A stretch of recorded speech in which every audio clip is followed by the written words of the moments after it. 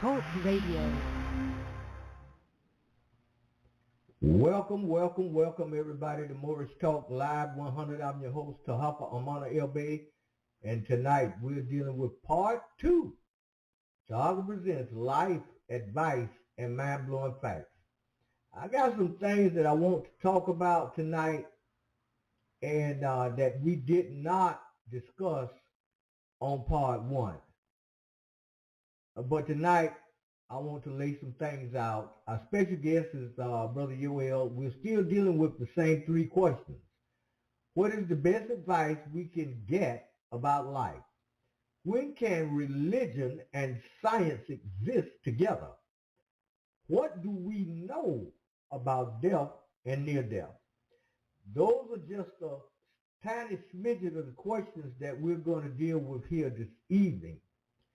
And keep in mind, the phone lines will not be open right away. However, later on tonight, we will be opening up the phone lines. The number to dial into the broadcast is 563-999-3443.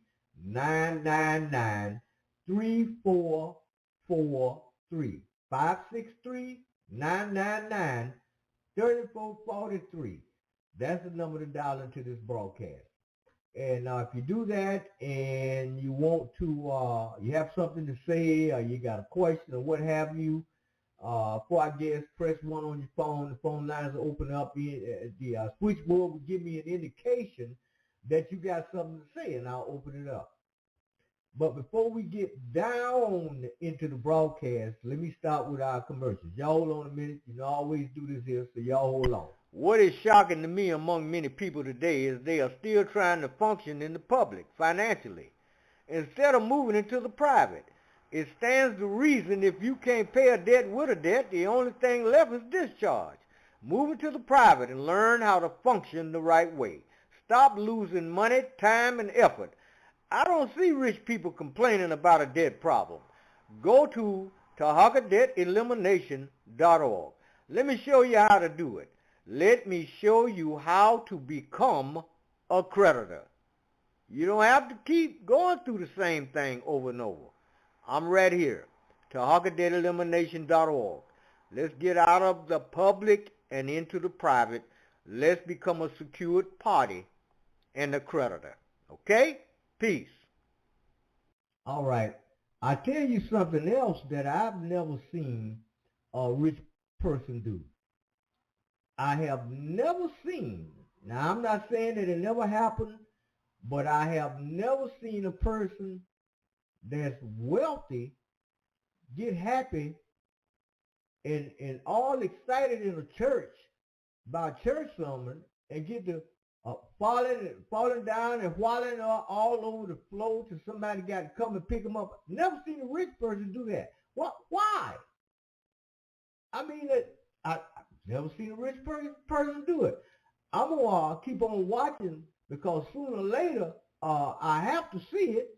Otherwise, if they're not doing it, and the majority of people who are attending certain churches are, well, then that means that the rich person, they don't get with the program, they'll be going to hell. Well, anyway, I just wanted to put that little bit of information out. Y'all hold on a minute.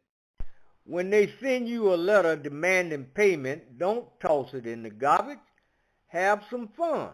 Sharpen your skills. Bring it all into question. When the tow company takes your car or truck away as the repo man, send them the right documents so you can see how fast they bring it back. To learn how to do it right, contact me at TarhakaDebtElimination.org. There are many remedies for problems you may face. You don't have to keep being a victim. There's something that you can do if you know how, and that's why I'm here. There are people that are losing sleep because they're getting stuff in the mail about their being evicted from their property when the property is paid for in the beginning. TarhakaDebtElimination.org, man. Holler at me. We put a stop to this. All right. Now, part 1, we did some Dr. Walter Williams, and we did some other stuff. And I still have some more stuff that we got to bring back on so we clearly understand what Dr. Williams was trying to tell us, which can be verified. Okay? Totally verified. And I want to make sure that you got this clearly in your mind. But before we get to that, I want to deal with something else here, because I said that what we're going to do is I have a question about some things. The first question I got is number one. What is crime? What is that? What is crime? That's the question. What would happen nationwide to the police department, the Fed, the CIA, well, we just say that the police department from state to state, city to city, county to county, what would happen if all of a sudden there was no more crime? What would happen if something like that took place?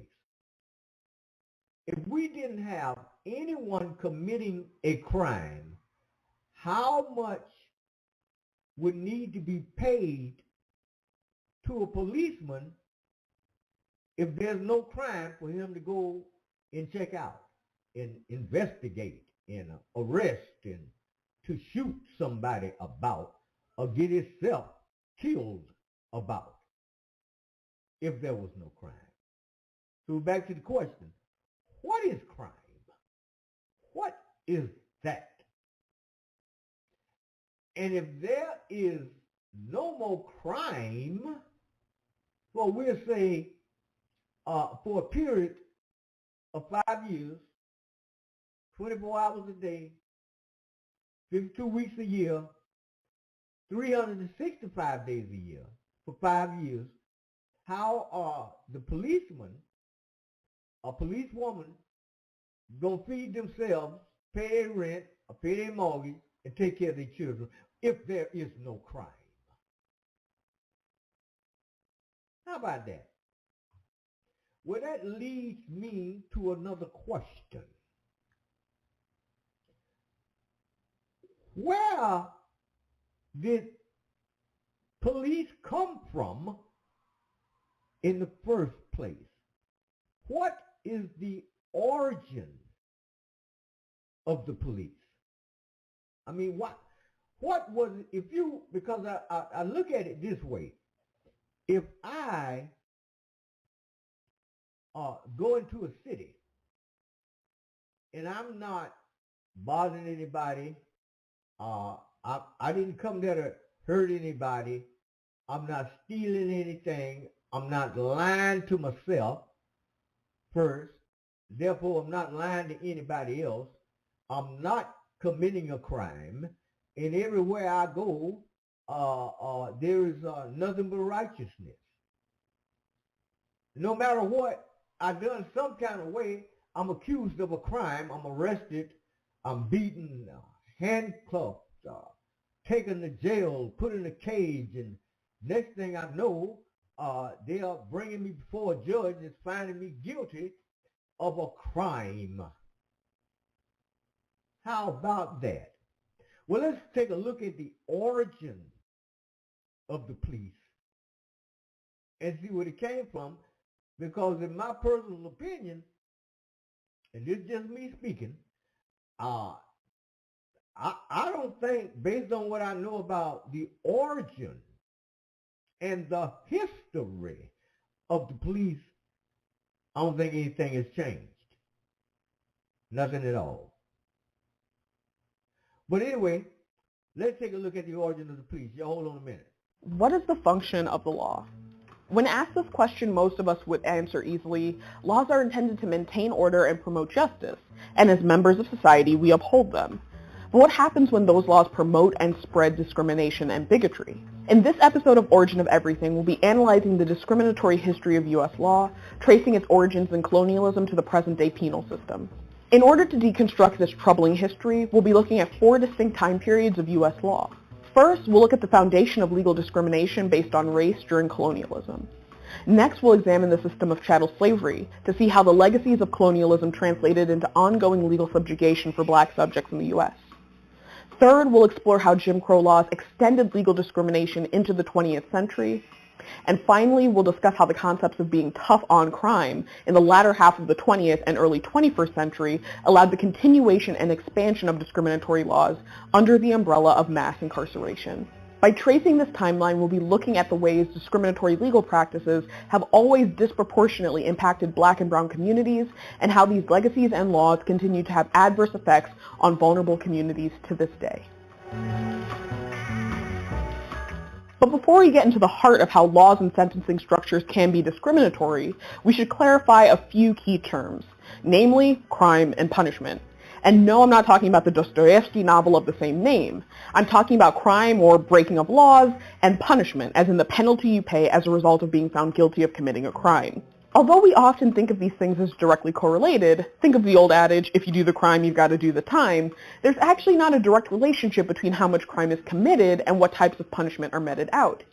In his book, Thinking About Crime, Sense and Sensibility in American Penal Culture, Professor Michael Tonry notes that nations with remarkably similar crime rates often have vastly different sentencing and punishment standards. He determines that crime rates and punishment rates often don't align, and that governments decide how much punishment they want. He writes, "This can be seen by comparing crime and punishment trends in Finland, Germany, and the United States between 1960 and 1990. The trends are close to identical. Violent crime rates in all 3 countries grew by a factor of 3 to 4, and homicide rates more than doubled. Yet the U.S. imprisonment rate quadrupled in that period, the Finnish rate fell by 60%, and the German rate was broadly stable." So in this example, we see 3 countries with almost identical crime trends, with 3 starkly different ideas of punishment. Therefore, when we analyze how laws are broken and punishment is assigned, we have to look at why societies change their stances on crime and punishment. Tonry attributes this to a few factors, 2 important ones being moral panics and the sensibilities of a society. Moral panics, as he describes them, occur when a society sees a moral or social issue and overreacts as a result, which usually leads to increased rates of punishment or more severe punishment for offenders. Another cause is that societal sensibilities, or the attitudes and beliefs of the society, often change, which in turn changes the types of acts we consider crimes and the types of things we consider as just punishment. So although we're often taught to look at crime as directly correlated to punishment, there's actually an argument to be made that they're working somewhat independently of each other. Which brings us to our first stop in the history of legal discrimination in the United States, colonialism and slavery. After colonies were established in North America, colonists were subject to the laws and customs of England. In their essay, Situating Colonialism, Race, and Punishment, Professors Jita Chowdhury and Mark Beeman explain how the development of slavery in the North American colonies, and later in the early United States, became dependent on the passage of discriminatory laws that specifically targeted people of African descent. They detail how, although the concept of discrimination based on ethnic or social groups dates back to antiquity, the idea that race was entirely based on skin tone and physical features evolved alongside the emergence of chattel slavery. Then the ideal was solidified with the emergence of scientific racism in the 18th and 19th centuries. Chowdhury and Beeman go on to note that although some of the original people of African descent who entered the English colonies came as indentured servants and were eventually set free, similar to English indentured servants, this quickly changed when colonists turned to chattel slavery as a source of consistent, exploited, and unpaid labor. They write, "In other words, slavery seems to have evolved in part as a punishment reserved for Africans originally indentured. English indentured servants, presumably protected by English rights and the Christianity they shared with their masters, avoided such punishment. From the 1640s through the 1660s, with the principle of lifelong involuntary servitude established for Africans in colonial America, individual colonies began enacting legislation declaring Negroes sent to the colonies and their offspring slaves for life. In short, slavery in British colonial America became a punishment for being black." With this important distinction, colonial America created the system of chattel slavery that sentenced black people to perpetual servitude. Slavery created an explicit relationship between race and the law from the earliest foundations of American society. And this new legal category meant that new forms of punishment and torture were invented to accommodate this shift in who could be considered a full person under the law. Soon laws and colonial codes were written to regulate the control and punishment of the enslaved.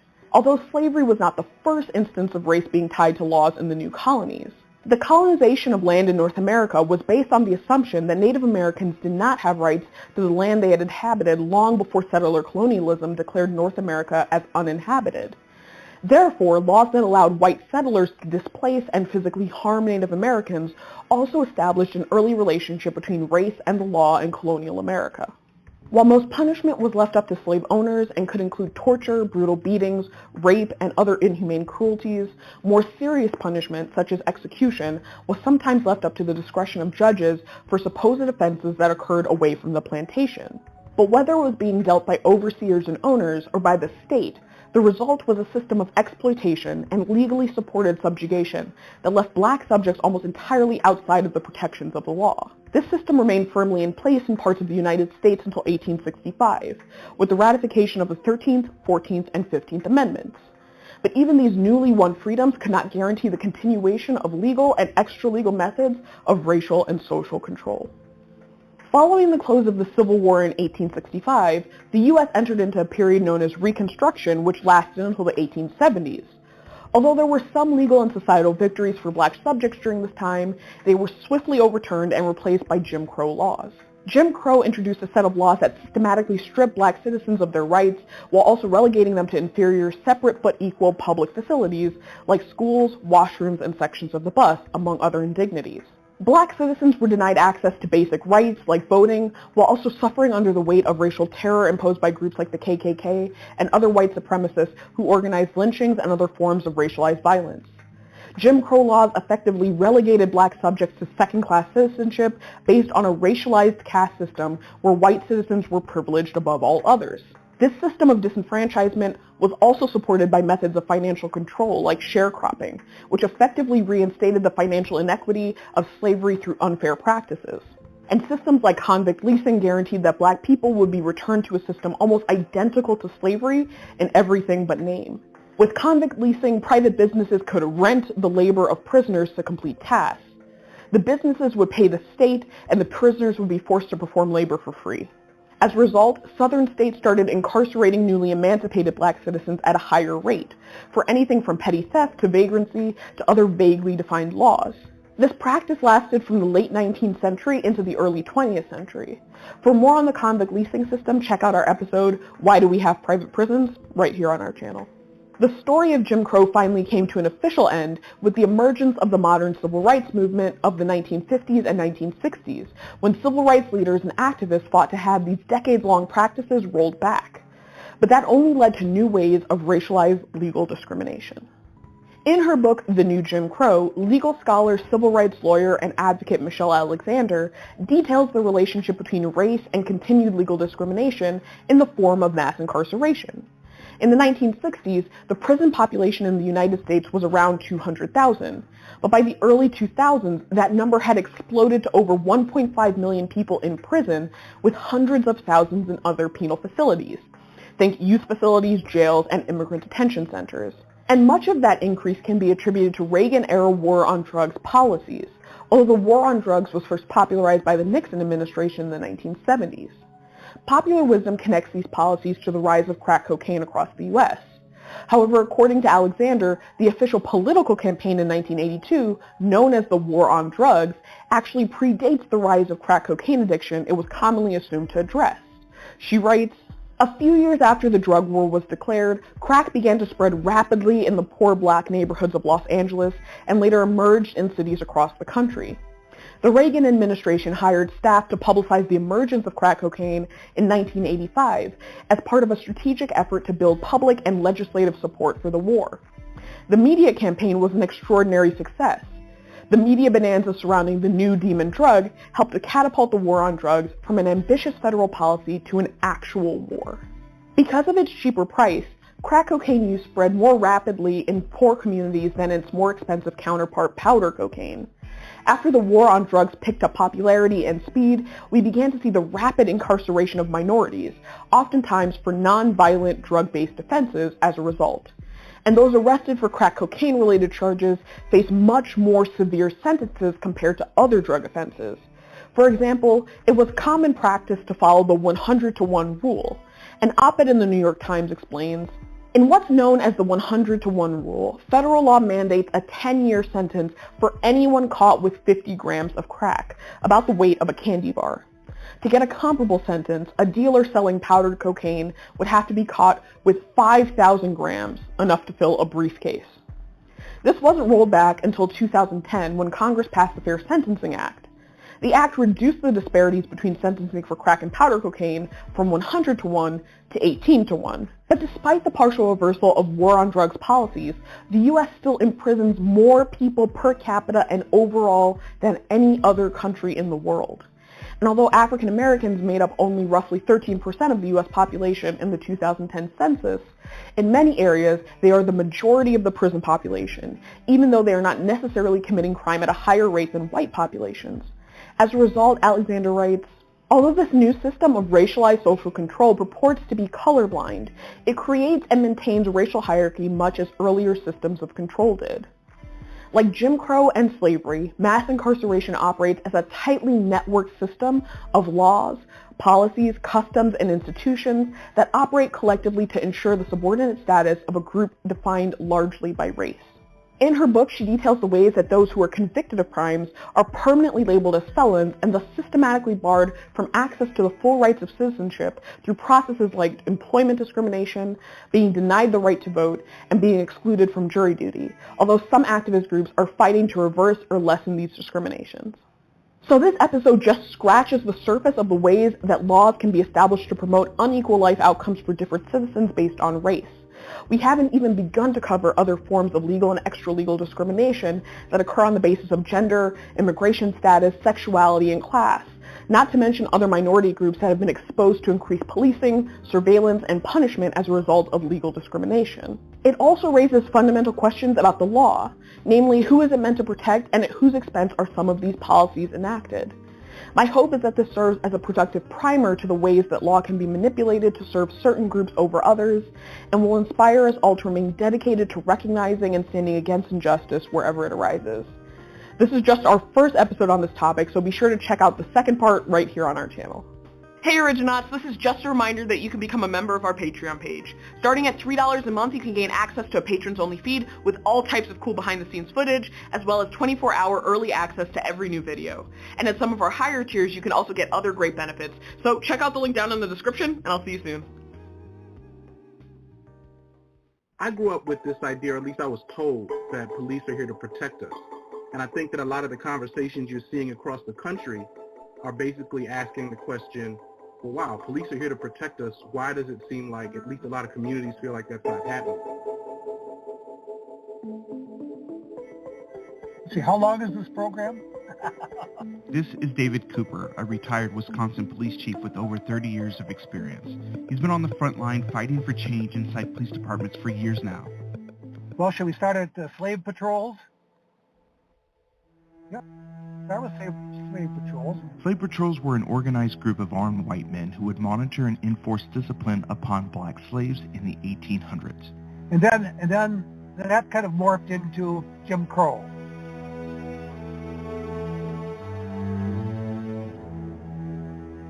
And it was quite obvious about whose side the police were on. I mean, there wasn't any question. If you were a person of color and you had a beef about how a white person or a store owner or somebody was treated to you, forget about it. You're going to jail. My name is Chinjirai Kumanika, and I'm an assistant professor in Rutgers Department of Journalism and Media Studies. What you have to understand is that in early America, right, a lot of the wealth was made. I mean, the wealth was basically made by exploiting labor. And so in the South and places where slavery was, the economic system, that meant you're exploiting slave labor. What you see is, from the beginning, these departments have kind of a racist function. I see a lot of people, kind of talking about this, and they'll say, well, our police are broken, but we have to reestablish trust. The question I would say is, okay, but if the police are broken, what year in American history did the police break? If you're talking about reestablishing trust, can you point to the year in American history where there was a foundation of trust between the black community, for example, and police officers? Are you going to say that there was trust between the black community during Jim Crow in the 20s? But, a lot of police officers have found it hard actually to do that job. Well, it's always been tense. When I worked on the street in Minneapolis, after Dr. King was slain and the north side of Minneapolis most of the businesses were burned and looted, I decided we had to do something different. I was just a patrol officer at the time. I went to the captain of my station, the north side station, and I said, I think we should put a footbeat down in the black community. And I said, I want an exemption to one department rule. I don't want to have to wear my hat this summer because I want people to know who I am. And if I wear my hat, somebody might shoot me thinking I was one of those other officers. David did see a change. He was able to connect with local citizens on a personal level. He realized that by showing respect, he would receive it back in return. Nobody wants to live in a crime, crazy-ridden neighborhood. Everybody wants that. And so as my trust and support came, well, then I got a lot of information about crime, and I think I did a really effective job. That was the first of many efforts David would make to bridge the gap between the black community and the police department. Years later, David would be at the center of a culture shift with other departments around the country taking notice, and it all started with a uniform change. So the blazer uniforms worked excellently. It was well received by the public. We got an article in Newsweek magazine about what we were doing, and the idea just caught on. There was not a military uniform available. That was the only. It was consisted of a blue blazer and a shirt and a tie, and then that was the standard. You could have whatever color tie you wanted. The blazer had the police department emblem on the pocket. Uniforms were controversial when they were introduced. Police officers weren't into uniforms, but what they recognized with uniforms is that they offered police officers a kind of prestige and a kind of sort of seeming official. So it just didn't seem like just, some dudes from around the way coming to arrest you. Now we see surveillance technology, and of course we see military weaponry. You had that kind of equipment, that kind of warrior mentality. You go into a community, you may see yourself as there to serve the people, but the community is not going to see you that way. And I think that, that's a real problem if we're trying to rebuild trust. Now, again, I wouldn't use the word rebuild trust because I can't point to a point when there was trust. But I can certainly say that rolling into a community like you're an occupying force, tear gas, rubber bullets, tanks, that certainly is worsening trust. It's hard to change the police on the state level. Standards, boards, everything, and it's impossible to do it nationally. But good people can get together on, cities and counties and townships and say, we're gonna work with the police to make them better. It's on one hand, make a community that's more robust with social programs, so you need less institutions for public safety, and at the same time create an economy where all those people who are currently employed as police officers can find other ways to really help. And I think that's the solution. Over the years, there have been attempts to change the culture inside law enforcement, as well as efforts to bridge the gap between them and the community, but many have fallen short. Today, David believes this is the tipping point to the fight he's been battling for decades. Hey everyone, Cody Broadway here. Thank you so much for taking the time to check out the NBCLX YouTube channel. Be sure. Okay, we're back, everybody. Now, what you think about that? Now, I can go on and on and on and on about things that have happened right down here in this city where I live. There was a time here where we did have a police precinct downtown, all white. But then there was a community. We had a massive apartment complex that we had a black police precinct. Now, when this was established, the black police officers could not come downtown with a uniform on. They also could not arrest a white person. If you paid attention to the time back in his story, there's two different things now. There's ancient times, our story, and then there's a thing called his story. Back in those days, things were different. They did not have all of these different multi-colored lights that they could flash. They had one red light on top of the car, but did you notice that when they swung up with that, whatever brother was out there that was having a problem, or he might have had a domestic dispute, or might have had this or that and the other, where he felt like he was wrong, or the sister might have felt like she was wrong, and somebody called the so-called, we don't know how that came into being, about who gave them to be an authority upon your land. We still ain't gotten to the bottom of that.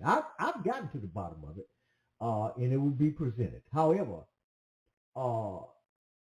when they come up there with that one flashing red light on, a lot of cases, an extreme lot of cases, the one who pull up there with that on didn't have a wallet game.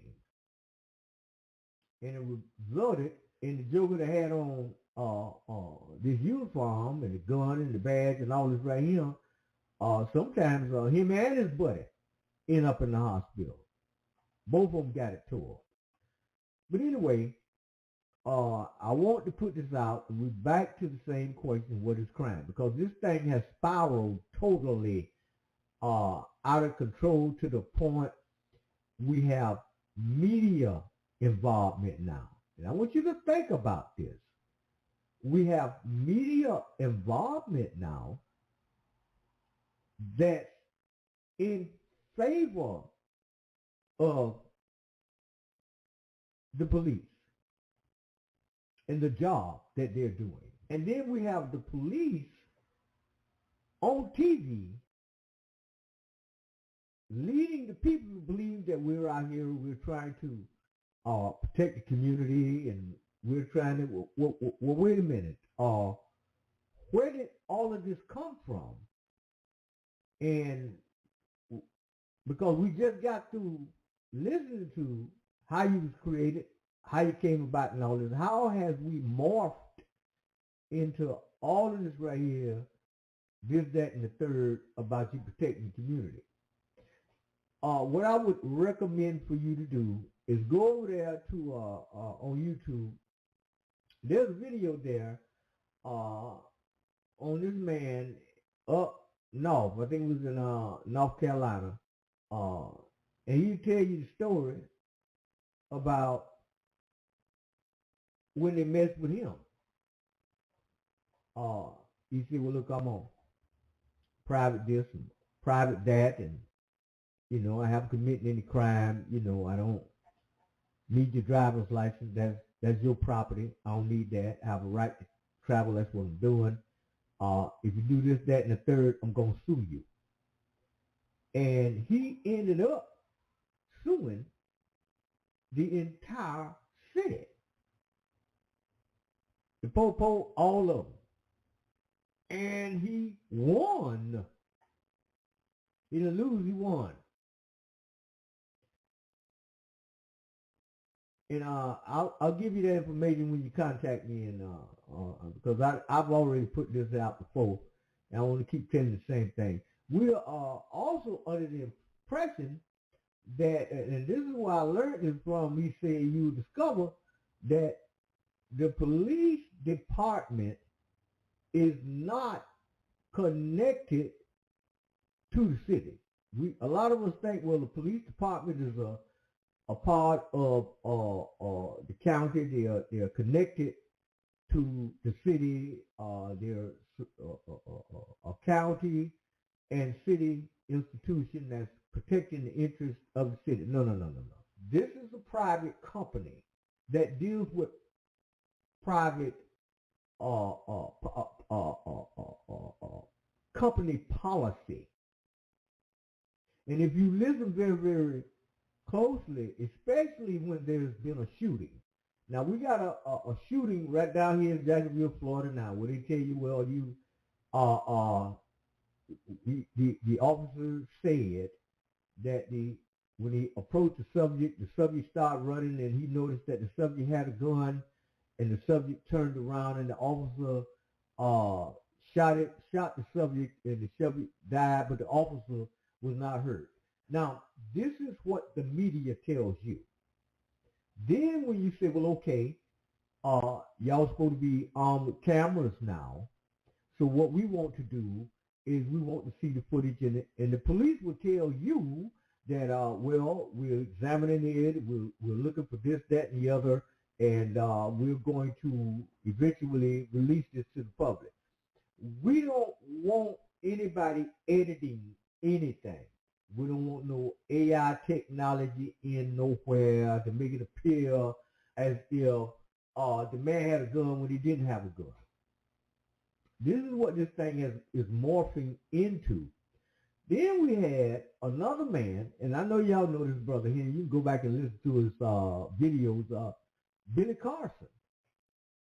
He said he applied for the police department, and they told him, said, well, no, you can't be a police officer because you're overqualified. In other words, you're too smart to do this particular job.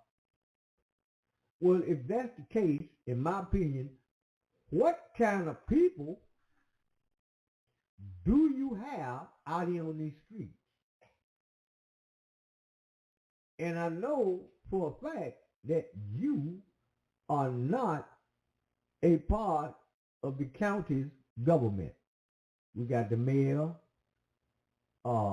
we got the city council, and then we got this company that exists in your county called the Sheriff's Department,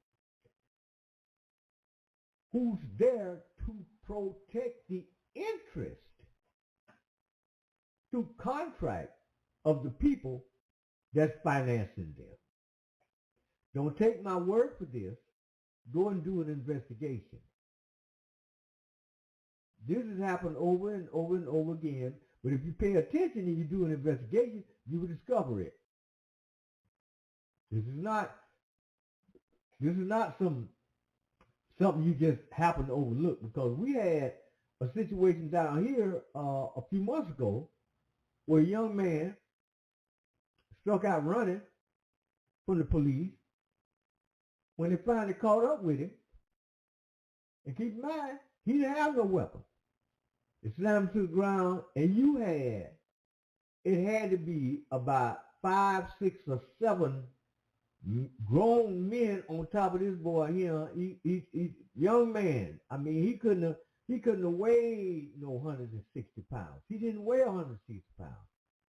They beat him almost to death. Then the sheriff get on TV and say, well, I don't find anything wrong that the officers did. They followed company policy and so on and so forth. Heard him say that. And the boy that it happened to looked just like him. And this is going all over the United States. And we're gonna get down to this. I don't want to get excited. I'm just trying to tell you what's going on so that you can do an investigation, come to your own conclusion based on the facts. Now, the title of the broadcast is Life, Advice, and Mind-Blowing Facts. We're just delivering the facts here, okay? Y'all hold on a minute. I think there's a lot of people who say, yeah, I know the police are broken. Let's just enact the reforms that will fix it. But the question for me is, if the police are broken, when did they break? What year in American history did the police break?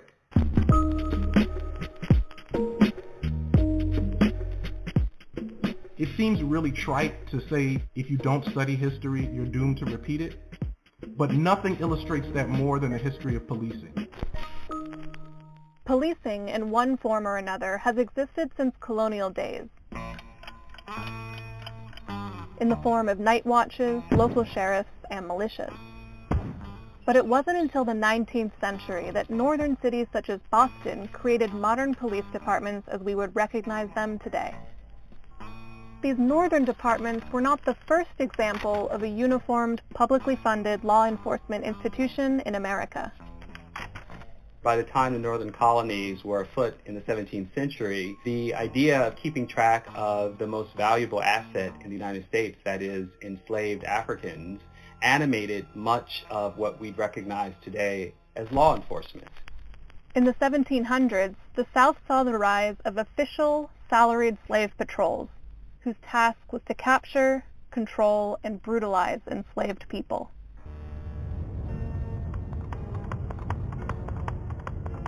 The initial acts that empowered slave patrols and militias were acts that basically empowered all white people to surveil and punish all black people. These slave patrols were required to serve a tour of duty, usually up to a year. Individuals were compensated for their time, but they were also penalized if they did not show up for their required service. All white people, including white children, were expected to enforce so-called slave codes. These laws were meant to prevent enslaved people from organizing or rebelling. It was against the law, for example, for enslaved people to leave their plantations, gather without a white person present, learn to read or write, or even defend themselves if attacked by a white person. After the Civil War, the 13th Amendment to the Constitution abolished slavery except as a punishment for a crime. The South immediately moves to exploit this loophole by passing a series of crime bills known as black codes, which essentially criminalize all forms of black freedom. They criminalize unemployment by adopting these very broad vagrancy laws that essentially criminalize any black person who can't prove that they're working. Any African American who challenges the terms of work, barters or brokers for a better deal, turns down a terrible offer, walks away from an abusive employer or a relationship with a landowner, by definition becomes a vagrant and by definition becomes a criminal. They could then be sold at sheriff's auction back to the very person who had just claimed that they were a criminal by virtue of not accepting a fair labor deal. This practice of convict leasing earned enormous revenues for the states who lent out their prisoners, and huge profits for the companies using this prison labor in mining, railroads, and other industries. The new laws effectively re-enslaved those who had just gained their freedom and required new police to take over the former duties of the slave patrols. When you have black people serving in political offices for the first time, when you have black landowners in abundance, when you have black professionals, there are Reconstruction era judges, the stakes are even higher for this everyday performance of black subservience to white domination. It is the police who will ultimately serve that function of reminding black people in many cases their lower status in society. What we see is that that general way of thinking about race and thinking about disorderly people never really changes. It's kind of woven into the DNA. But it's not just because individual police officers are racist, it's because the institution was literally created to make sure that wealthy and powerful people could extract labor.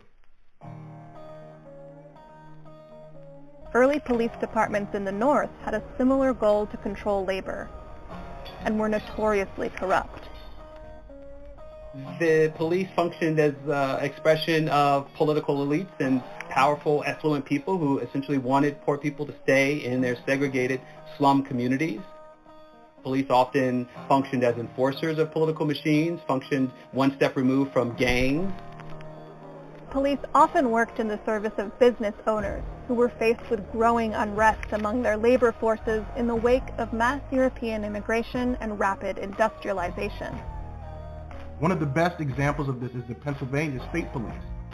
The institutions that precede the Pennsylvania State Police are actually private police forces which are owned by people who are running coal mines. And their job is explicitly to control the workers who are trying to unionize for rights. The story of policing in the United States is the story of systems meant to protect and serve only a fraction of Americans. It is this history that many of today's activists point to when calling for the defunding or even the abolishment of police.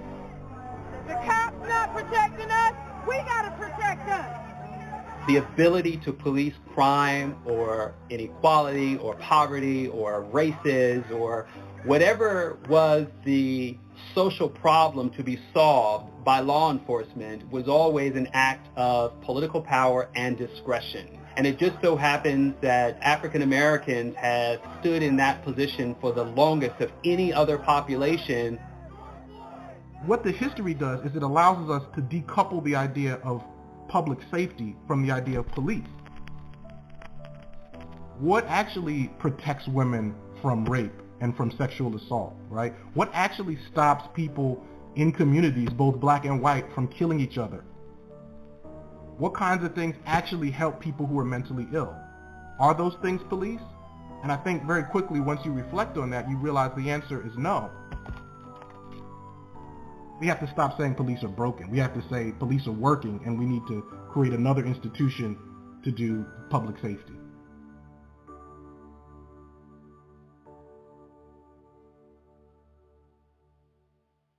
A New York Times article published in August of 2020 notes that confidence in law enforcement is at a record low, while calls for change have reached a fever pitch in the public consciousness. Ongoing protests erupted across the United States, with international actions arising in solidarity.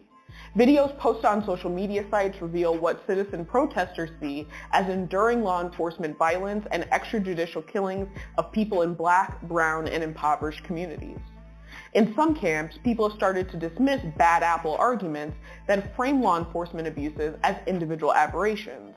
Instead, they point to historical precedents that are embedded in the very foundations of the institution of policing. Rather than reforms like chokehold bans or body cameras, activists and organizers suggest that defunding, or even abolition of the institution of policing, is the only way to prevent future violence and death. It may be hard to imagine a world without police, but all it takes is a little historical digging to see that they haven't been around forever, and this isn't the first time there's been a demand for police reform of some kind. So today we're going to look at policing, from its colonial origins to the modern day, as well as attempts to change the institution over time. In the early American colonies, policing was neither centralized nor standardized. Groups of night watchmen and patrols often worked under a hodgepodge of different systems depending on their geographical locations. Their aims were fairly similar, as property owners and private companies contracted people for hire as protection from thieves and ne'er-do-wells. In a bitterly ironic twist, colonial settlers were especially paranoid that nearby displaced indigenous peoples might encroach on their settlements. Between the 1630s and 1700, Boston, New York, and Philadelphia implemented night watch systems that mostly relied on volunteers, though some were paid.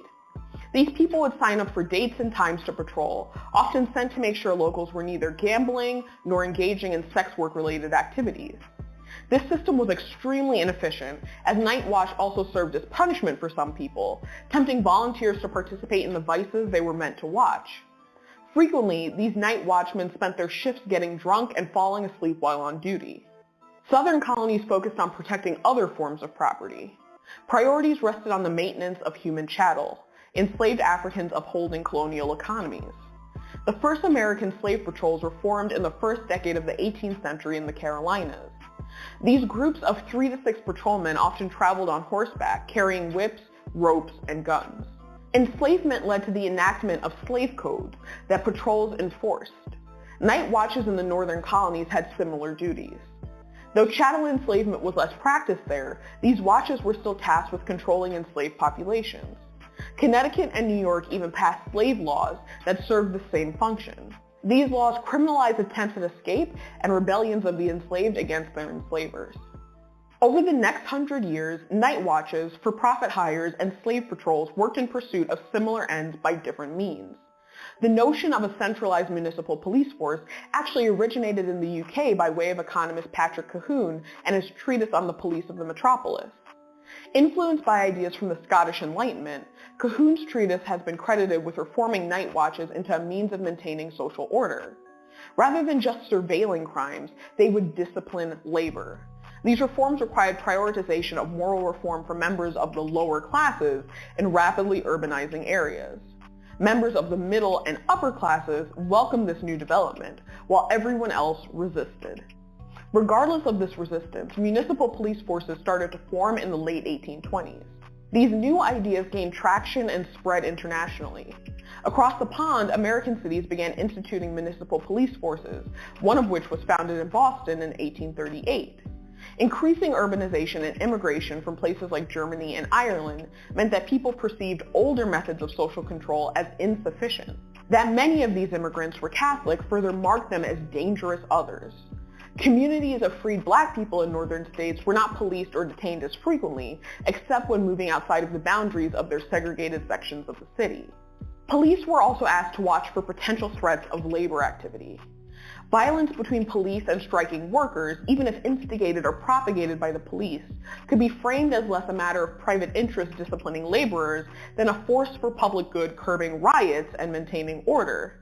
By the 1850s, police corruption became rampant. Like their night watch predecessors, members would often break the law, like soliciting sex workers, gambling, and public drunkenness. Being in such close proximity to these types of activities left members of the police vulnerable to bribes. Leaders of the municipal party machines would choose police captains and sergeants and even use the police to harass political opponents. Municipalities eventually allowed police forces to carry weapons because they had already begun to do so. Local denizens feared the police and faced the brunt of these often corrupt and newly armed groups. Meanwhile, in the South, patrols continued to enforce slave codes, which required even average citizens to maintain vigilance. Fugitive enslaved people remained the responsibility of patrolmen, but deputized the average citizen. While the U.S. Civil War left this system of enslavement, as well as the laws and enforcers that upheld it, nominally conquered, this sympathetic relationship between official patrollers and vigilant citizens continued as the institution of policing in the southern United States came to look more like that of the North. In the post-Civil War era, slave codes gave way to black codes. These laws controlled where formerly enslaved people could go, where they could work and live, where they could travel, and even how much they could be paid. Instead of disbanding, patrolmen shifted their focus, arresting freed black people, including children, on minor charges as a way of incorporating them into systems of servitude, like the convict leasing system. Prisons could then lease their detainees to private companies through convict leasing and tenant farming systems, or crop liens, which helped keep black, newly minted citizens indebted to their former enslavers. Like the slave codes, the black codes legitimized white supremacist extrajudicial vigilantism and anti-black violence. They also paved the way for the Jim Crow era. Lynch mobs and vigilante groups were common throughout the United States, often with implicit or explicit blessings from local police officers. To learn more about this history, you can watch our videos on Why Do We Have Private Prisons and the Racist Origins of U.S. Law. By 1900, police work faced more reforms, not because of the racial animosity or vigilantism, but because police were often repeating the behaviors of their night watch predecessors by participating in illicit activities or accepting bribes for favors. Around this time, August Vollmer emerged as an influential figure who both advocated for progressive reforms and encouraged more systematic study of policing. Vollmer served as a police chief in Berkeley, California, and founded an early department of criminology as a professor at UC Berkeley. He envisioned and enacted a new policing system that soon spread from police precincts in California throughout the United States. Police were required to attend college. Their work duties often involved elements of psychology, management, social work, and sociology. But a new era of policing was on the horizon. In 1919, the passage of the 18th Amendment prohibited the manufacture and sale of alcohol, which created a vacuum for organized crime to fill. In 1929, President Herbert Hoover appointed the Wickersham Commission.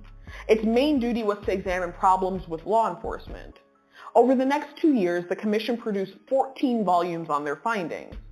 One volume, entitled Lawlessness in Law Enforcement, documented widespread corruption, while another volume, The Police, led to a bevy of reforms for law enforcement across the country, such as remapping of police precincts in order to reduce the chance of political pressure, increasing standards in order to recruit higher quality officers, reducing the duties of officers, updating technologies for ease of information gathering, and diversification of police officers from different races and familiar with immigrant language, habits, custom, and cultural background. Throughout the 1950s, professionalism became a priority. Police officer and author Orlando Winfield Wilson gained widespread influence on American policing. His book, Police Administration, in many ways served as a blueprint for reforms to improve police effectiveness and again change the institution of policing. Professionalism became the goal, marking an effort to consolidate and centralize in order to maintain order and prevent corruption within these organizations. Working as a police officer became a career trajectory, which was a relatively new phenomenon. In The Police in America, an introduction, historian Samuel Walker claims the mid-century shift towards professionalization had unintended consequences for police departments across the United States. Bureaucratization, centralization of authority, and installation of a quasi-militaristic ranking system changed the inner workings of departments, allowing them to turn inward and become more disconnected from the public. New stop and frisk methods further antagonized community members, often young, male, and minority, who felt the brunt of unwarranted encounters and conflict with the local police. These communities, especially impoverished and/or minority, felt that this model encouraged police repression. The long-standing concerns of black citizens began to take center stage in the 1960s. Tired of racial harassment and terror, they challenged not only laws, but law enforcement in efforts to gain equal civil rights footing and bring their struggles into the public purview. Despite some advancements in the civil rights movement, this combination of disconnect and antagonism grew through the 1970s as the benefits of public employee unionization offered new rights for police departments. Despite the power to make more demands, local politicians were able to use municipal fiscal crises and mismanagement to create scapegoats out of police unions. Police departments often use tactics familiar to labor organizers to help them leverage demands. Blue flus, or in other words, unofficial worker strikes, disguised as uncoordinated sick days and work slowdowns, grew in number throughout the 1970s and 80s. Instead of acquiescing, local city officials would counter these tactics with budget cuts. Police departments were further reduced in number and went through a period of what's known as tailorization. Duties became highly specialized and fragmented, causing officers to relinquish some of them to other public employees. There were unintended consequences, though. Efficiency was reduced in many departments, which led to further disconnect between police departments and the public. Today, anyone with a smartphone can now document violent and often racialized encounters with the police, which has reshaped notions of public vigilance and raised concerns about how the police should fit into society. While some stakeholders across the country view the police as simply doing their job, others have begun to call for reforms or even defunding the police. Communities and activists calling for reforms have pushed for ideas like the 8 Can't Wait campaign at the municipal level, which includes policies such as banning chokeholds, warning before shooting, and comprehensive incident reporting. Others have called for implementation of required body-worn cameras for police officers. This didn't reach national attention until Michael Brown's family called for police body cameras in 2014, after police officer Darren Wilson shot and killed Brown in Ferguson, Missouri. Police unions question the efficacy of the cameras, while civil liberties advocates question how they might affect the rights of people who have encounters with the police. People who have been calling for defunding the police argue that shrinking police budgets could open funds for other social service programs that might better fulfill the needs of people going through mental health crises, alcohol and drug-related incidents, and maybe even issues of interpersonal violence. Others argue that neither reforms nor defunding are enough, and argue instead for abolition. Some point to the unintended consequences that resulted from defunding the police in the 1970s, and others point to the history linking the institutions of policing to groups like slave patrols and their histories of racialized harassment and terror. Proponents of this third option have also pointed to recently available FBI reports, such as White Supremacist Infiltration of Law Enforcement, published in 2006, and a leaked 2015 Counterterrorism Policy Guide. This guide documented how white supremacist organizations have been attempting to infiltrate police departments. by having members attempt to join as recruits or encouraging relationships between these organizations' members and individual officers. These activists look to past and present abolition movements against slavery and against prisons for inspiration. What the future holds for law enforcement in the United States is anyone's guess.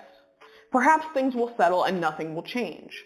But what the history of law enforcement points to is an ever-changing institution with a troubled and for some troubling past.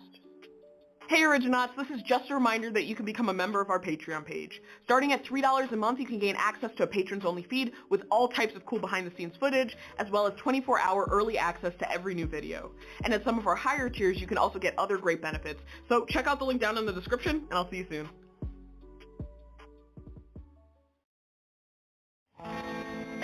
While we like to think of history as facts in black and white, the real story is often more complicated. A pair of Georgia natives, Kenyon Drake of the Dolphins and Dalvin Tomlinson of the Giants, explored a moment that may have faded over time, but its impact remains extraordinary.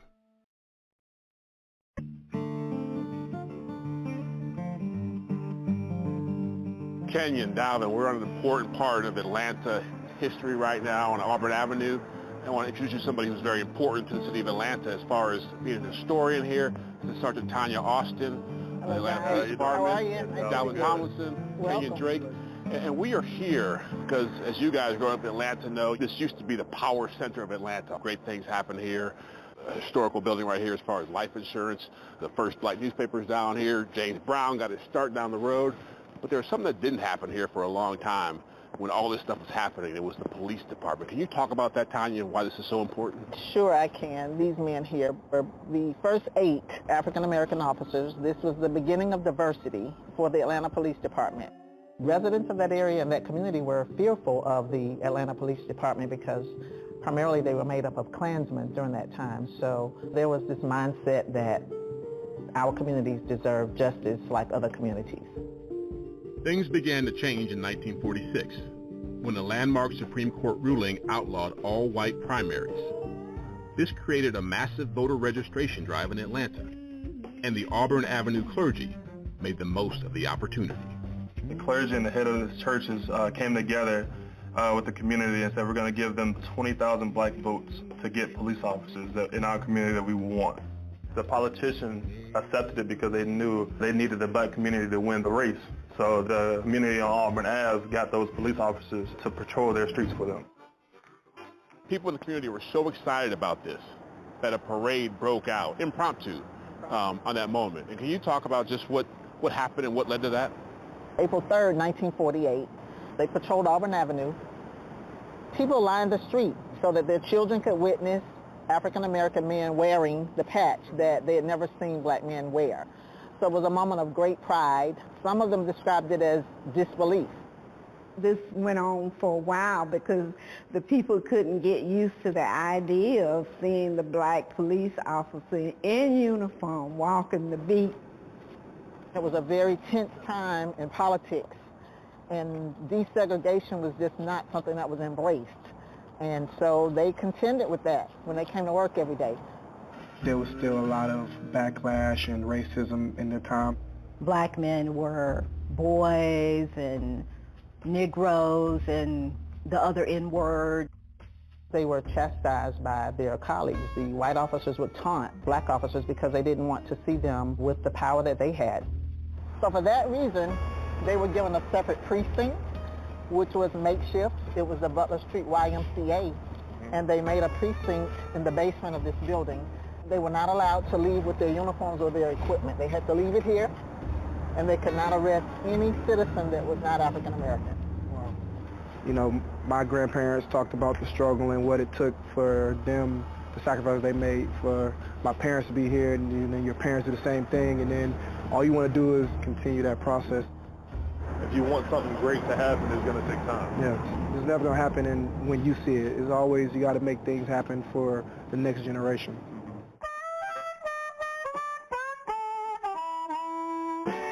Welcome, welcome, welcome. Thank you all for coming. We are the ARC Force 5 from Alfred, New York. We travel around the country building art to help communities see things that they might not see, to help bring people together. As millions of people descended upon Atlanta for Super Bowl 53, Alfred University's Art Force 5 came for a different reason. An art project that pays tribute to the city's original 8 African-American police officers. The YMCA where these officers were stationed is now dilapidated, boarded up. So these pieces will go over the boarded windows as a beautification project. And we're going to involve the whole community. We're going to involve the police, we're going to involve youth, and we're going to involve NFL players. How important is this to be able to build that relationship with the community and the police? This is where relationships come from. You know, I could help him in any kind of way, whatever may be going on in his community, and if he can reach out to me or to someone else, one of the other officers, and exchange and dialogue, it helps both of them. Yeah. Let me ask you, does it help that you're able to sit down and talk to a police officer in here and talk about your life and what he goes through? There's always going to be calls. Does it make you want to be friends? And I feel got me. When you have events like this, it just let you see, everybody see the different sides of each other, and then like you'll have that comfort feeling in the community like it's supposed to be. What's your name? Kenya, nice to meet you. To personally meet family members that were direct descendants of the first 8 was definitely very impactful. How much pride do you guys take in knowing that somebody in your family was part of this first police force in Atlanta? You know, he paved the way for us to work hard and following his legacy. He was a noble man. He was our hero. Right. And we looked up to him, and he led by example. When you see somebody that looks like you from generations before that paved the way for you and the struggle that they went through for you to be where you are today, that definitely means a lot to me. We live in a world we celebrate the big moments and the big people. People get all the headlines, and we forget like some of the biggest heroes, are the people who every day go out and make sacrifices. The more people do what your grandfather did, the better the world becomes.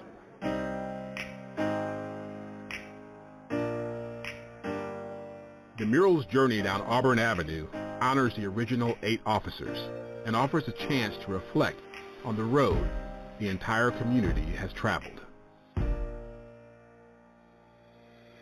These are our heroes, these officers who went out there and decided to be police in a time of extreme segregation, extreme racism.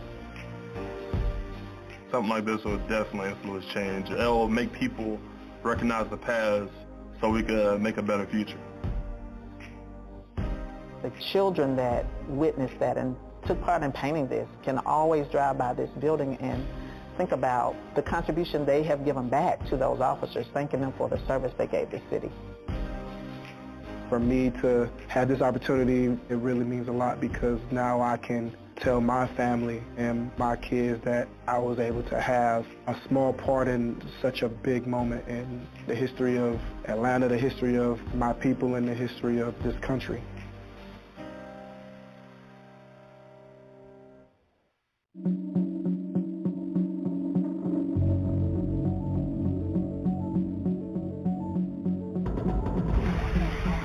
The same scenes, decades apart.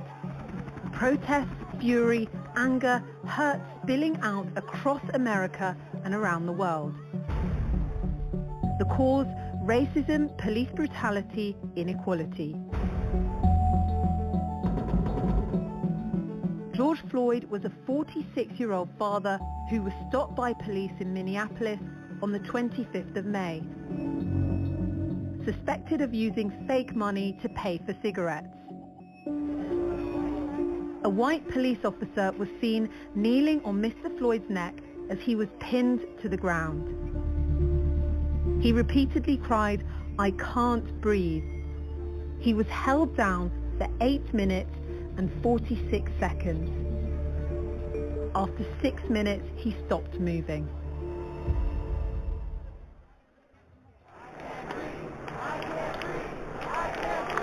George Floyd's death has echoes of many others. Trayvon Martin was shot and killed by a man in Sanford, Florida as he walked alone one evening. George Zimmerman was eventually charged but found not guilty. The acquittal led to public outrage and the beginning of the Black Lives Matter movement. 18-year-old Michael Brown was fatally shot by police in Ferguson. Eric Garner was choked by a police officer. His dying words were, "I can't breathe." And there are more.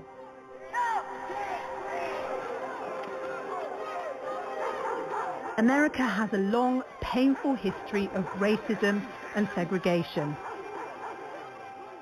Until the 60s, African Americans were made to live separately from white people and didn't have the right to vote. Nowadays, policing in America varies from state to state. In North Carolina, it takes just 16 weeks to become a police officer, half the time it takes to become a licensed barber in the state.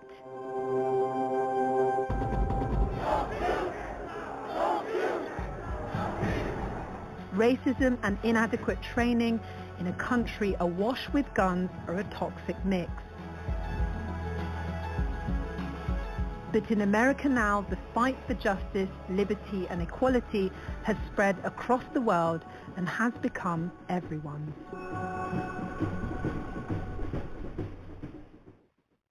All right, everybody, we're back.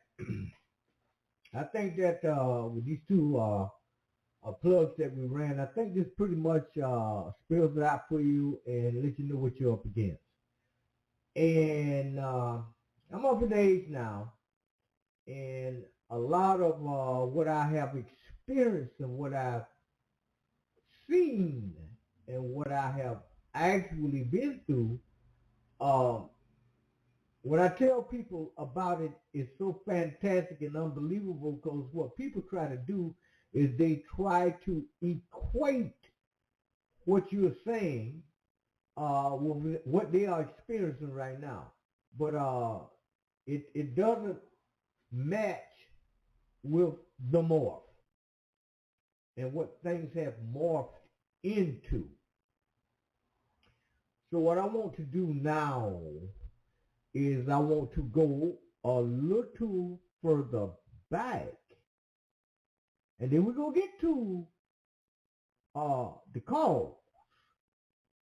But I want to go a little further back here, and I'm not going to run all this here, but I'm going to run a little bit of it, just a smidgen of it, so you, which will, in my personal opinion, will give you a reason why what's going on in America is currently going on. Okay, I'm just going to give you the top portion of this right here. I want you to think very, very carefully, because me and my illustrious brother, we're going to hear from him tonight. We went at it, and we presented the truth, the whole truth, and nothing but the truth to you since 2012, and I come along and present you the other side of the coin. Same thing. Hold on a minute, let's take another look. Tamari as America is an ancient, sophisticated black civilization, often attributed to Egypt, actually have originated in the Americas. America was a hub of early black civilizations, hosting advanced black societies with complex architecture, mounds, pyramids, and spiritual traditions, long before these structures appeared elsewhere. Tamari, meaning the beloved land, resonates as a title for America, seen as the source of abundant resources, ancient wisdom, and knowledge systems. This interpretation suggests that America's indigenous and ancient black civilizations held the same level of influence and sophistication often credited solely to ancient America. This name reflects the reverence ancient Tamarians held for their land, viewing it as a sacred place rich in resources, spiritual significance, and historical lineage. The term Ta means land, and Mary or Marai translates to beloved, highlighting the profound connection between the people and their homeland. Tamari represents not just America's physical land, but also its legacy of advanced knowledge, architecture, and spirituality that influenced civilizations far beyond its borders. Today, many people continue to honor the name Tamari as a reminder of the enduring cultural and spiritual significance of ancient America civilization. Tamari, aka America, is older than Africa and Egypt. The use of Tamari for America is untold history, reconnecting with ancestral land and honoring an ancient civilization's presence and contributions within the Americas. America is seen not only as the new world of recent centuries, but as an ancient and revered center of civilization. The oldest pyramids and mounds are found in America. Over 900,000 mounds and pyramids have been destroyed and dug up. All right. Did y'all pay attention to what you just heard? This will explain you why a lot of what's been going on has been going on. This will explain it. It should dawn on you by now, after all of this time, we've been doing this from every conceivable angle, trying to tell you what's going on. It stands to reason that you should know by now why you feel in the prison, why you're being attacked, why this, that, and the third has been happening. You should know. It is at this time that the phone lines are now officially open. The area code to dial in is 563-999-3443. 563-999-3443. And the chat room is open. You get up in there, be kind and courteous to one another. And as we continue to bring you these mind-blowing facts. Okay? Here we go. Let's hear it from a different angle. It was a magpie, one of these birds known for how smart it is. There is a full, plastic thing of water, a water bottle. And it was full. So the magpie goes over and sips out the water. The beak is only, an inch and a half long or an inch at most, so it goes in until it can't reach the water anymore. So what does it do? It goes off to the side, gets a rock, just the right size, drops it into the water bottle. It raises the level of the water. Thereby displacing water. Here it is. That is heavy. You've got the video. There it is. And so it comes and it goes back and gets another stone, drops it in, and every time it drops it in, the water level rises and it can drink more water. And it keeps doing this. That's pretty amazing. It's not going to go away. All the data support this. So now I've got this Big Bang thing. Is this embedded in something bigger? Ooh. So when you put like quantum physics and general relativity and you try to come up with some bigger understanding, deeper understanding, string theorists have been all into this, you get a multiverse. We didn't pull that out of our ass. That came out of the equations. So okay, I had to drop that nugget before we go to the next nugget. Y'all ready? We're going in. Here go part of the problem. This is part of the problem that we're going to have to solve before we bring a solution to the first part that we talked about. Because if you get this part right here right, dealing with the problem will roll off your back like water off the back of a duck. Do you believe in God? So in the West, there's 2/3 of scientists pray to a personal God on the expectation it will intervene in their day's affairs. But I can tell you this, productive scientists do not bring their Bible, their scripture, their holy books into the lab because they do not mix there. So they draw a line in the sand and they do one in one place, then they worship on the weekend, Saturday or Sunday, whatever is your religious tradition there. So to ask whether they can coexist, the answer is empirically yes. I didn't ask that. I asked you, do you believe in God? Every description of God that I've heard holds God to be all-powerful, very typical, and all good. And then I look around and I see a tsunami that killed 250,000 people in Indonesia, an earthquake that killed 250,000 people in Haiti, and I see earthquakes and tornadoes and disease, childhood leukemia, and I see all of this and I say, I do not see evidence of both of those being true simultaneously. If there is a God, the God is either not all-powerful or not all good. Can't be both. Good answer. My question of the year. So I'm. If you have good evidence, I'm good for it. But I'm evidence-driven You need evidence. more than Scientist, I'm yeah. faith-driven. Yeah. That's good to know. And by the way, to be faith-driven is one thing, but to be faith-driven and try to create legislation on that affects other people who don't share your faith, that's the beginnings of a theocracy. And we have evidence of what that is in the past, and our founding fathers specifically founded this country to prevent that from happening. Anyway, I read a book, Consolation of Philosophy. The main guy, Boethius, is condemned to death. He has everything taken from him. All he has is his reason and his sense of self. Not even that.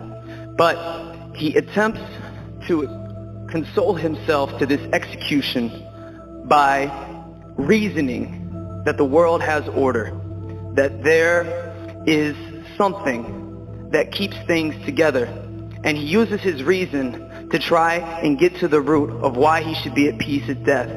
The problem is, his source of origin is a belief in God. What would you do?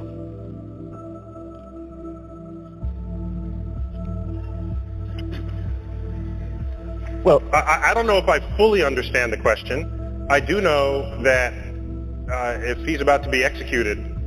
How about you are about to be executed? Oh, I'm about to be executed. You have nothing except your knowledge and your knowledge of science, your experience. I would request that my body, in death, be buried, not cremated, so that the energy content contained within it gets returned to the earth so that flora and fauna can dine upon it, just as I have dined upon flora and fauna throughout my life. People who make this case that was the beginning and that there had to be something that provoked the beginning, do you give them an A at least for trying to reconcile faith and reason? I don't think they're reconcilable. What do you mean? Well, so let me say that differently. All efforts that have been invested by brilliant people of the past have failed at that exercise. They just fail. And so the track record is so poor that going forward I have essentially zero confidence, near zero confidence, that there will be fruitful things to emerge from the effort to reconcile them. So, for example, if you knew nothing about science and you read, say, the Bible, the Old Testament, which in Genesis is an account of nature, that's what that is. And I said to you, give me your description of the natural world based only on this. You would say the world was created in 6 days and that stars are just little points of light, much lesser than the sun. And in fact, they can fall out of the sky, right? Because that's what happens during the Revelation. One of the signs that the second coming is that the stars will fall out of the sky and land on Earth. To even write that means you don't know what those things are. You have no concept of what the actual universe is. So everybody who tried to make proclamations about the physical universe based on Bible passages got the wrong answer. So what happened was, when science discovers things and you want to stay religious, or you want to continue to believe that the Bible is unerring, what you would do is, you would say, well, let me go back to the Bible and reinterpret it. Then you'd say things like, oh, they didn't really mean that literally, they meant that figuratively. So this whole sort of reinterpretation of how figurative the poetic passages of the Bible are came after science showed that this is not how things unfolded. And so the educated religious people are perfectly fine with that.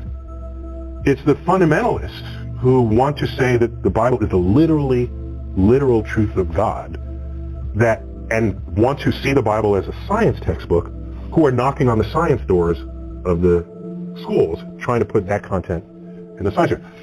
Enlightened religious people are not behaving that way. They're saying, yeah, science is cool, we're good with that, and use the Bible to get your spiritual enlightenment and your emotional fulfillment. I have known serious religious people, not fundamentalists, who were scared when Carl Sagan opened his series with the words, The cosmos is all it is, or ever was, or ever will be. But that scared them because they interpret that to mean that if this is it, there's nothing else. No God and no life after. For religious people, many people say, well, God is within you. Or God, there are ways that people have shaped this, rather than God as an old gray-bearded man in the clouds. So if God is within you, what I'm sure Carl would say, in your mind. In your mind, and we can measure the neurosynaptic firings when you have a religious experience. We can tell you where that's happening, when it's happening, what you're feeling like at the time. So your mind, of course, is still within the cosmos. But do you have any sympathy for people who seem to only feel safe in the vastness of the universe you describe in your show if they can infer a personal God who makes it more hospitable to them, who cares for them? In this, what we tell ourselves is a free country, which means you should have freedom of thought. I don't care what you think. I just don't. Go think whatever you want. Go ahead. Think that there's one God, 2 gods, 10 gods, or no gods. That is what it means to live in a free country. The problem arises is if you have a religious philosophy that is not based in objective realities that you then want to put in the science classroom. Then I'm going to stand there and say, no, I'm not going to allow you in the science classroom. I'm not telling you what to think. I'm just telling you in the science class, you're not doing science. This is not science. Keep it out. That's when I stand up. Otherwise, go ahead. I'm not telling you how to think. I know you're an avowed atheist. How can you be so certain that there is no supernatural, godlike entity out there, given that we know so little? Well, first, I don't count myself among the ranks of avowed atheists, and I'll give a fast example why. A friend of mine went up to fix the Hubble telescope, okay, on the space shuttle, and on my Facebook feed, I said, Godspeed to the space shuttle astronauts, and then in the comment thread, it said, I thought you were an atheist. How could you possibly say that? And so the fact that I gleefully said that, and atheists complained about it, clearly I'm not an atheist. Okay? What are you?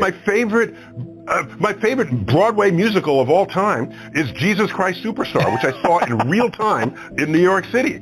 I don't know that atheists can, so I don't... So is there a God then, Neil deGrasse Tyson? I'll be about to have breaking news. I don't know. Is there a God?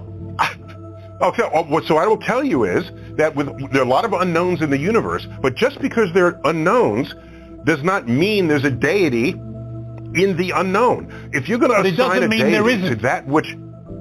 It doesn't mean there isn't, that's correct. So you're more of an open mind about this, right? Everyone should. If the unknown is the unknown. But the track record of people saying God is behind this, and then you add a little science to it and you find out that we can completely explain it and control it, then the history of that exercise is so rich with science discovering the unknowns that were previously ascribed to deity, like lightning bolts and weather systems. There was Poseidon, there was Zeus, just look at the history of this. I'm not given reason to say we're going to find something, God is going to be at the center of that, and there'll be no science to apply. I'm going to look for the science first, because that's how the history of this exercise has unfolded. If you go online and in a Google search, you type gods worshipped by humans. There's a tally of all the gods ever worshipped by humans in the history of civilization. And it just goes screen after screen after screen after screen. So when you say, do you believe in God, which God? Is it Zeus? Is it Poseidon? Is it the Jewish God? Is it the Christian God? Because the Jewish God from the Old Testament is filled with wrath, okay? All right, and smoting and smiting and whatever the past tense verb is, and so and the New Testament, God is kinder. All right, nicer, yeah. Yeah. All right, so you look at all of this and say, is that the God you want me to comment on, or is there some other God? Typically, it's the Judeo-Christian blend there. In that context, I would say in my studies of the universe, I value evidence, and I don't see evidence for any kind of active intelligence or power over anything. Yeah. But if you had that evidence, show it to me. I'm all in. In America, 90% of the nation would claim to be religious. And you define this in a way that's unambiguous. You don't say, well, do you go to church every Sunday? You don't ask that question. Plenty of people go to church who are not religious. They go to get a date or so. They go for the cupcakes or something. They don't go to be spiritually enlightened. So you ask a different question. You say, is there a God that listens to your prayers? If you answer yes to that, you're religious by anybody's definition. Because your understanding of a deity is that that deity is monitoring your daily affairs. So that's unambiguous.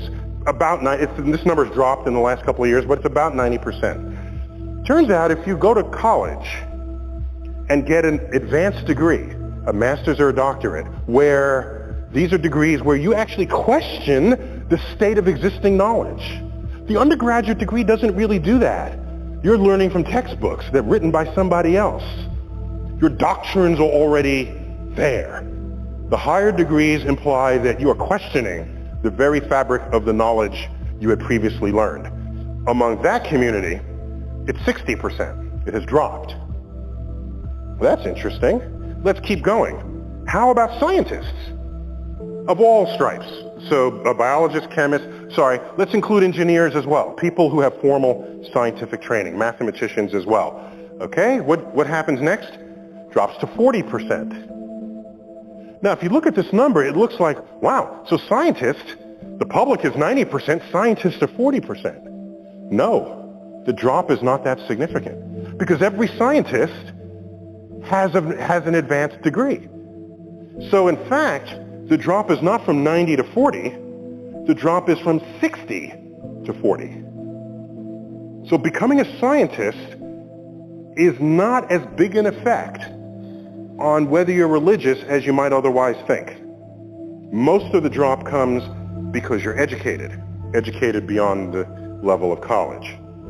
So that's 40%. So now you go to elite scientists, members of the National Academy, highly accomplished subset among scientists, the number drops to 7%. There was a headline in Nature, the British journal Nature, which said after this study was released, 93% of elite scientists reject God. That was supposed to be a shocking headline. And I look at that and I said, that's not even interesting. That was the trend line anyway. What's more interesting, which was not the headline, is that 7% of elite scientists pray to a God. Isn't that a more interesting fact to you? Isn't that kind of interesting? The most accomplished scientists in the world, in that community, 7% of them still pray to a personal God. I think that is deserving of more study than the 93% who don't. Because something's going on there. We don't know what. And I have confronted people on this. I would say to the most sort of vociferous in the atheist community, I would say, you're beating the public over the head, telling them, why are you doing it? And I'm thinking, before you beat the public, why don't you beat them over the head, okay? No, I'm just saying, if you're going to rank, if you just, because you understand that first, because if you can't convert that 7%, you've got no hope in the general public. That's all I'm saying. This is among the ranks of the scientifically educated. Now, philosophers basically invented atheism. And if you do this, if you check the statistic for philosophers, it's below 1%. There are no religious, the only religious philosophers there are, they're like theologian philosophers, all right? If you subtract the theologic philosophers, this number is essentially zero, all right? So they're basically birthed atheism, the philosophers. And there's this talk, I don't know here in Australia, does the Bible in the public school class or not? No, is it by law or is it just by tradition? Is it by law? Okay. So in America, there's this understanding that the state and the church are separate. And by and large, that's been honored for most of the history of the country, by and large. And What's interesting about America, a point that was a little bit alluded to earlier today, is that it was founded on the principle that the state has no religion. The state is indifferent to what religion you might have. So that means there's no authority over you that's going to tell you who and what to worship. And that's a state that we all take for granted, but so many places in the world that is not true. Well, there's a case in New Jersey where a middle school kid was lectured to by the history teacher in a public school, and the history teacher said, if you don't accept Jesus as your Lord and Savior, you are going to hell. There's a little Muslim girl there, said you are already damned to hell. First point. Second, that Noah had dinosaurs on his ark. Third point he made is that Big Bang and evolution are just theories, and you can take them or leave them. So, I don't, like I said, I don't get into these. I just don't. We got people who do this. We've got the Four Horsemen. We got our boy here who's coming up after. We got people who fight this stuff. I'm not one of those, really. I'm doing this because, like, I know you're all, this is the bone I'm throwing you, but I don't do this. So, but then I thought about it, and I said, you know, I have an op-ed, a letter to the editor on this that I can write. And I left out the part about Jesus. I left that out. Because if that's how he feels, he wants you to be Christian, that's okay, fine. I left that out. I went to the rest of what he said. And this was my letter, as it appeared in the New York Times. People cited violation of the First Amendment when a New Jersey, that's a separation of church and state, essentially. New Jersey school teacher asserted that evolution and the Big Bang are not scientific and that Noah's Ark carried dinosaurs. The case is not about the need to separate church and state. It's about the need to separate ignorant, scientifically illiterate people from the ranks of teachers. That's the problem.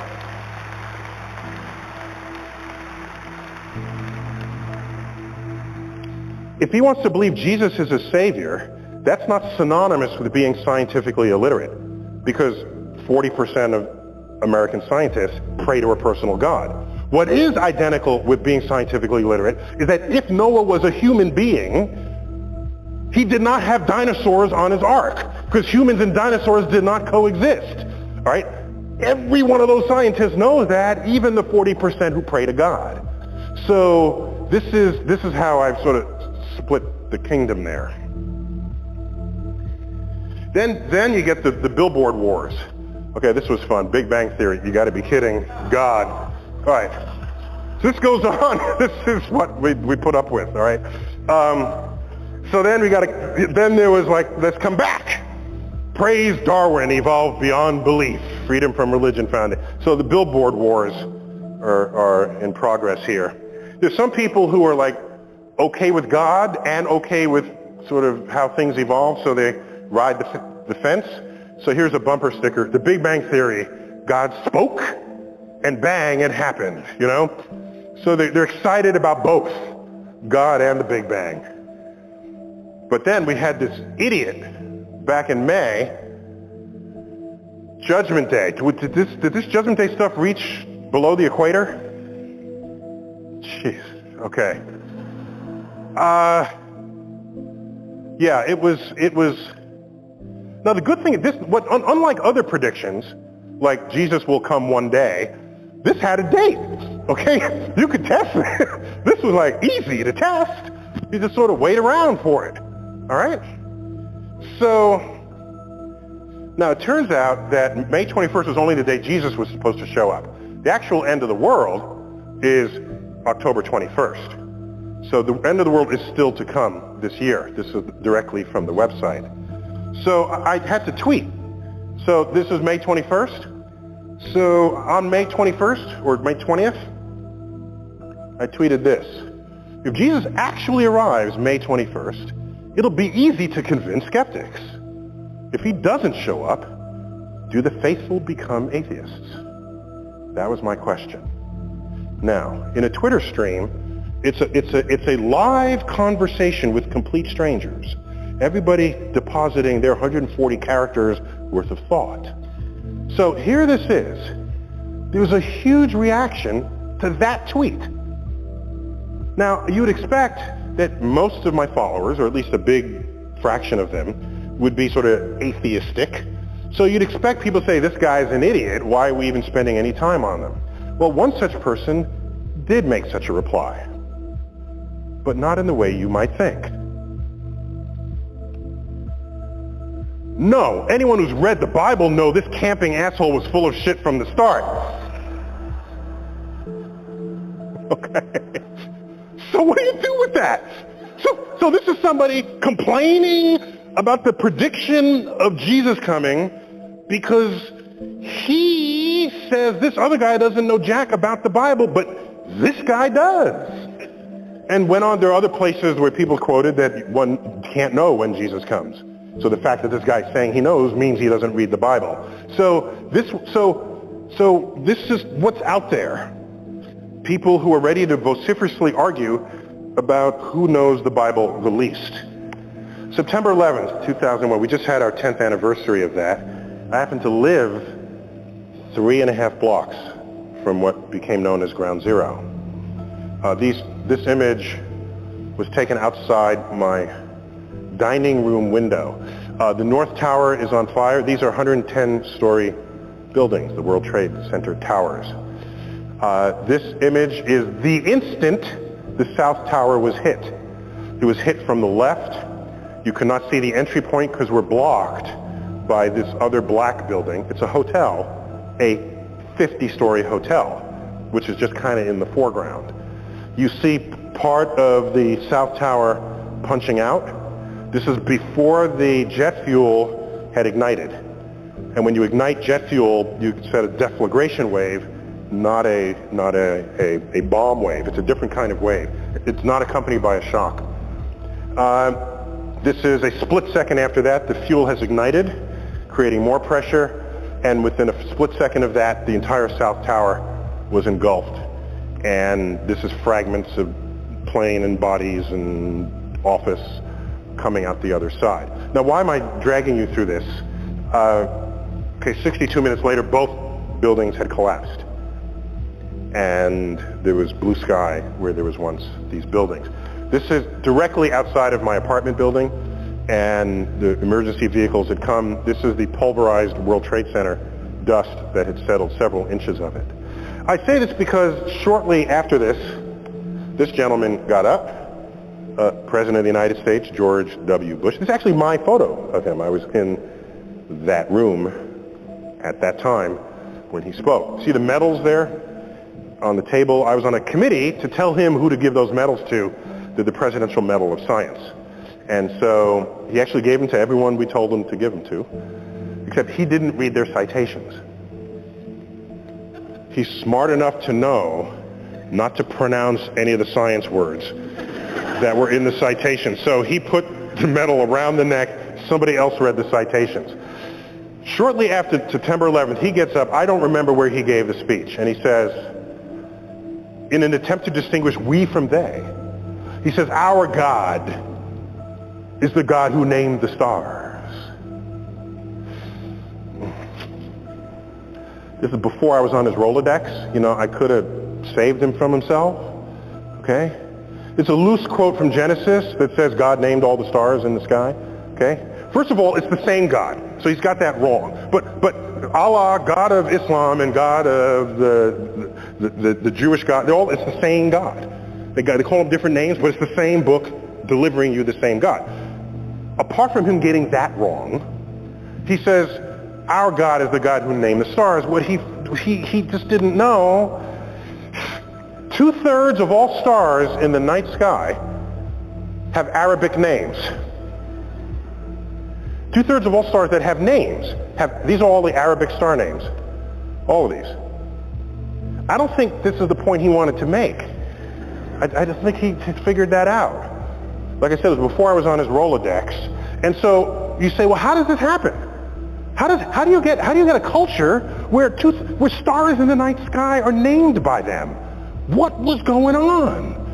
How did that happen? And you have to go back 1,000 years, and you get to Islam in what's the golden period of Islam. In that period, Algebra was invented. Algorithm is an Arabic word. All these words, they begin with AL. 10 to 1, it's an Arabic word. Our numerals are Arabic numerals. Did you pause and reflect on why we call them Arabic numerals? We just call them that, right? But somebody did good stuff with these numerals. It was in Baghdad 1,000 years ago where they invented algebra. And there was advances in mathematics, agriculture, engineering, math, all of these fields. All at a time when Europe was disemboweling heretics. So something changed. 12th century, this gentleman came around, Al-Ghazali, a Muslim scholar, learned. At this point, Islam is maybe just a few hundred years old. People are reading the Quran and interpreting it however they sort of want to and feel like it. There's not a coherence to the practice of Islam until he comes around and codifies the behavior of a good Muslim. In much the same way St. Augustine, in his book Cities of God, codified what it is to be a good Christian. How do you burn the witches? There's a recipe for that. They got to be upside down so the blood does, there's a whole itinerary for how to be a good Muslim. And in his writings contain the assertion that the manipulation of numbers is the work of the devil. 2, actions that you see in nature are the will of Allah. Well, if you drop a stone and it falls, Allah willed that. If that's your explanation, your curiosity stops. You combine everything happening in nature being the will of Allah to the manipulation of numbers being the work of the devil, and the entire enterprise of that golden era collapses. Now, historians, when they look at that era, they say, well, the Mongols came and they, so historians think of the world in terms of wars and kings. They think less about it philosophically, about intellectual movements or the absence thereof. Islam rose again after this period, didn't have science associated with it. No new inventions in math. You look at the period of Islam in Spain, the period where the great Alhambra was built. There is no attendant science going on there. It's done. It's gone. And it is a cost that exists to this day. There is 1.3 billion Muslims in the world today who are not participants on the frontier of scientific discovery. What's the best measure of this? Let's just check out the Nobel Prizes. I tallied them. Okay? How many Jews have won the Nobel Prize? In the sciences, here they go. 25% of all Nobel Prizes in the sciences are won by Jews. How many Jews in the world? About 15 million, tops? 15 million? How many Muslims in the world? 1.3 billion, which is huger, way huger than 15 million. How many Muslims have won the Nobel Prize in the sciences? 2.5. 2.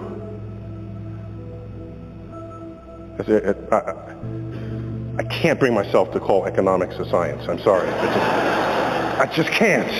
I've tried. I've really tried. I'm sorry. That's how many. And the physics one was a Pakistani physicist, not a Middle Eastern physicist. So, Jews have 50 times the number of Nobel Prizes. They're 1/80th of the population of the Muslims. It's 4,000 times the impact. I lose sleep every night wondering how many secrets of the universe lay undiscovered because 1/6th of the population of the world is not a participant on the exploration frontier. What thoughts have gone undreamt of? All right? This is in response to the people out there who say, oh, Earth is just perfect for life. Oh, what a haven in all the universe, just right. It's not just right. Every opportunity it gets, it tries to kill us. Add it up. The tsunamis, the hurricanes, the tornadoes, the asteroids, the 3/4 of the Earth. If I drop you butt naked, you're dead 10 minutes later. because something eats you, okay? So this is the anti-Gaia process? Anti-Gaia, yeah. Earth is bad for life. And evidence of that is, look at the fossil record. 99% of all species that ever lived are now extinct. That is not the signature of a planet that is in love with life. If I could ask you, if there was one thing you wanted people to remember that you could say about science, what would that be? That the universe is knowable, and one need not appeal to mystical, magical forces to account for things. Even if a day arises where something unfolds in front of your eyes that you cannot explain, just because you cannot explain it does not mean it is being driven by mystical, magical forces. It just means it's being driven by laws of physics that we know and you have yet to learn, or that we have all yet to discover. But the universe is knowable, and that's an amazing thing. It's knowable by our feeble human brain that rose up out of the Serengeti, the plains of Africa, to rise up just to survive, to not get eaten. And we build a civilization where we have sufficient free time so that we can contemplate our place in the universe. How could anybody know that there's a heaven, that they're going somewhere, that there's an afterlife? How could anyone know that? No, that boggles my mind. They can believe they know. Well, but belief is, I could believe that it's raining, well, but that's it right. ain't. Well, this is the difference between believing something and using the methods and tools of science to establish what is objectively true. And what is objectively true is something that is true outside of your belief system. That's what science is. Facts and belief. I know the religious people believe, the scientist says prove. What do you believe? What do you think happens when we die? Well, so I can make some unassailable statements about what happens when you die. So you spend your life eating food. Food has a calorie content, and calorie is a source of energy. Calorie is a unit of energy. You bring it in, and then the energy is available for you to maintain your body temperature at nearly 100 degrees. It's 98.6. How do you keep something at 100 degrees when nothing else around you is? You're burning energy to sustain that. Because biologically, we need to be at that temperature to function. Okay? You also need energy to walk and to move. That's why you eat food. The moment you die, what happens? You don't maintain the energy. Your temperature drops. How far does it drop? To room temperature. At a funeral, in the casket, if you touch the hand of the person in the casket, your first thought is, the body's cold. No, it's not. It's room temperature. But it's cold compared to 100 degrees. They're no longer burning this energy. Okay, so now, every one of your molecules has energy within it. If you get cremated, that energy gets released in the form of heat. And you heat the air, and that air radiates to space. You get buried, which is how I want my body to be disposed of. Bury me. Bury me. Because you know why? I don't want the energy content of my body to just get radiated out into space, of no use to anybody. Put me in the ground. Let the worms, microbes, come in and out of my body. And the energy content of my body that I had assembled over my lifetime, consuming the flora and fauna of this earth, my body then returns to them. And thus is the cycle of life. I know that's going to happen because you can measure where the energy goes. And that's how I want to go out. But you're not conscious, and that's for eternity, right? Yeah, there's no evidence that I have any consciousness of anything. And by the way, is that so weird? Did you have consciousness before you were born? Were you saying, how come I'm not on Earth? My gosh, I need to be on Earth. Or how come, where am I? No, there's just the state of non-existence. And so I'm not given any reason. But now I am born. Okay. And I can't stand the thought of non-existence. See, I already have existence. I accept Okay, it is true. We fear death because we are born knowing only life. Right. I get that. However, I take another view, because I've been asked, if you could live forever, would you? Yes. Okay, we're done with the interview. Yes. No, okay, sure, that's an attractive idea. But the way I look at it is the knowledge that I'm going to die that creates the focus that I bring to being alive. The urgency of accomplishment. The need to express love. Now, not later. If we live forever, why ever even get out of bed in the morning? Because you always have tomorrow. That's not the kind of life I want to lead.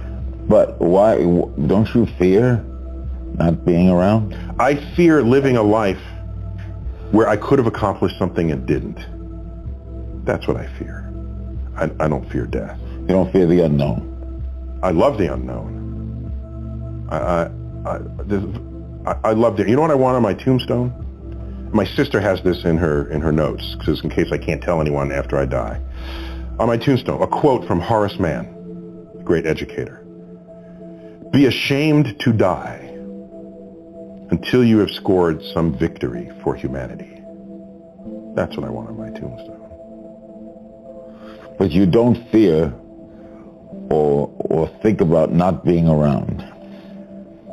My great regret for not being around would be, it would be kind of cool to see my kids continue to grow. Don't you want to know that? Yeah, that'd be fun. I want to see what inventions would make life easier, what clever discoveries or innovations would arise out of the collective brain work of my species. What do you think when you see religious people, when you see popes or rabbis or people who fervently believe, the Billy Grahams of the world, who are sincere and wonderful people? Yeah, of course. Who actually may be delusional that they're going somewhere? No, they're embedded in belief systems. And what I look at is I see all the belief systems, and when you line them up, they're not really compatible with one another. So whatever they're believing, it can't be a truth that applies to everybody, because other people believe what they do with no less fervor. And so I sit back and, as a person who's interested in objective truths, and I say, well, it doesn't look like that's a path towards an objective truth. So let people continue to think and say what they want. But as a citizen of a country that is not founded on a religion, it's founded with sort of a secular construct in a way that protects whatever religion you want to express. This is protected in the Constitution. The Constitution doesn't actually mention God. Right. Rather controversial in its day. And it doesn't mention God because they don't want legislation to tell you what God to worship. They knew this. They knew how governments can persecute people who had belief systems that didn't agree with the state. They knew this. So they created those freedoms. And so we have these freedoms. Go ahead. But if you're going to create legislation that has to apply to everybody, and you're now going to put your belief system into legislation, that is not a free and open democracy. Don't you sometimes feel sad about breaking all these myths apart? No, because I think it's some myths deserve to be broken apart out of respect for the human intellect. That no, when you're writhing on the ground and froth is coming out of your mouth, you're having an epileptic seizure. You have not been invaded by the devil. We got this one figured out, okay? I mean, discovery moves on. So I don't mind the power of myth and magic, but take it to the next frontier and apply it there. Don't apply it in places where we've long passed what we already know what's going on. I think you must realize that some people are going to go to your show at the planetarium and they're going to say, aha, those scientists have discovered God. Because God, dark matter, is what holds this universe together. So is that a question? It's a statement. You know they're going to say that. So the history of discovery, particularly cosmic discovery, but discovery in general, scientific discovery, is one where at any given moment there's a frontier. And there tends to be an urge for people, especially religious people, to assert that across that boundary into the unknown lies the handiwork of God. This shows up a lot. Newton even said it. He had his laws of gravity and motion, and he was explaining the moon and the planet. He was there. He doesn't mention God for any of that. And then he gets to the limits of what his equations can calculate. So I can't quite figure this out. Maybe God steps in and makes it right every now and then. That's where he invoked God. And Ptolemy, he bet on the wrong horse, but he was a brilliant guy. He formulated the geocentric universe with Earth in the middle. This is where we got epicycles and all the machinations of the heavens. There was still a mystery to him. He looked up and uttered the following words: when I trace at my pleasure the windings to and fro of the heavenly bodies. These are the planets going through retrograde and back. The mysteries of the earth. When I trace at my pleasure the windings to and fro of the heavenly bodies, I no longer touch earth with my feet. I stand in the presence of Zeus himself and take my fill of ambrosia. What he did was he didn't invoke Zeus to account for the rock that he's standing on or the air he's breathing. It was this point of mystery, and in gets invoked God. This, over time, has been described by philosophers as the God of the gaps. If that's where you're going to put your God in this world, then God is an ever-receding pocket of scientific ignorance. If that's how you're going to invoke God, if God is the mystery of the universe, these mysteries, we're tackling these mysteries one by one. If you're going to stay religious at the end of the conversation, God has to be more to you than just where science has yet to tread. So to the person who says maybe dark matter is God, if the only reason why you're saying it's because it's a mystery, then get ready to have that undone. Why does religion have such a persistent hold on human thought despite all that we know of science? Yeah, I think there are several ways one can address that question. Let me address it in a consider not long ago when so much of the Western world was the state was the religion.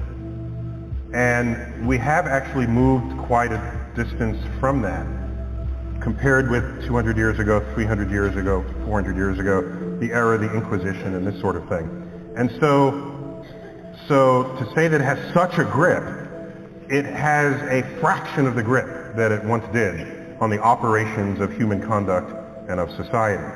So the real question is, if implicit in that is, given what we know of science, why would religion still have any grip at all? Not just why does it still have a big grip? Because it's not a big grip when you look in the developed world. So, in fact, most of Europe are just, they're whole countries where religion has essentially disappeared entirely. And the countries are not full of violence and, it's just the assumption that you have to be religious to be moral is a false one. It's empirically false because you just look around in places where that's the case. So,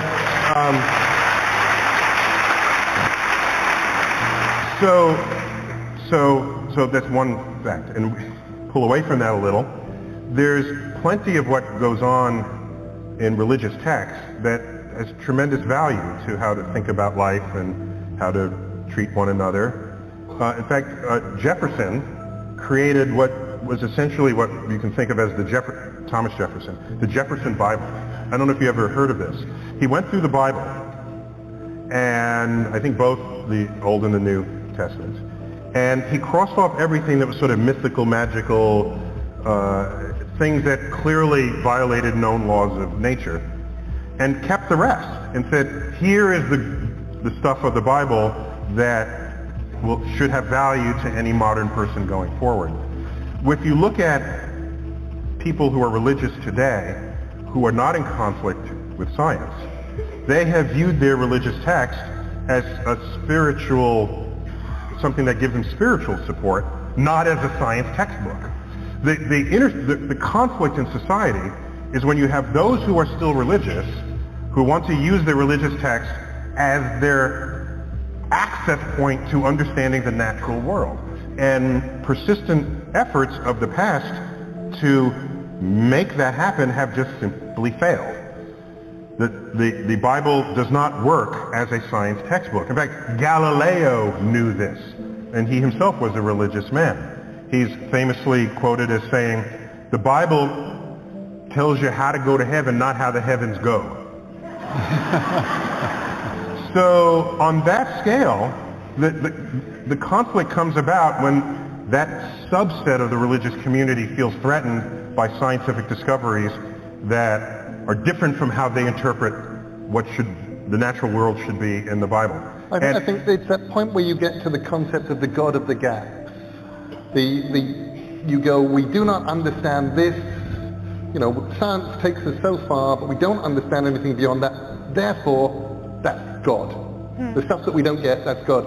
And the trouble with that is the moment that you actually go, no, we do understand that now, is people are going, well, did God just go away then? And it goes back, nice simple things like the rainbow. The point where you go, well, the rainbow actually, it's an optical effect. It's not something magic that gets put up in the sky to memorialize the flood. Plus, did you know that everyone sees a unique rainbow? No. That's right.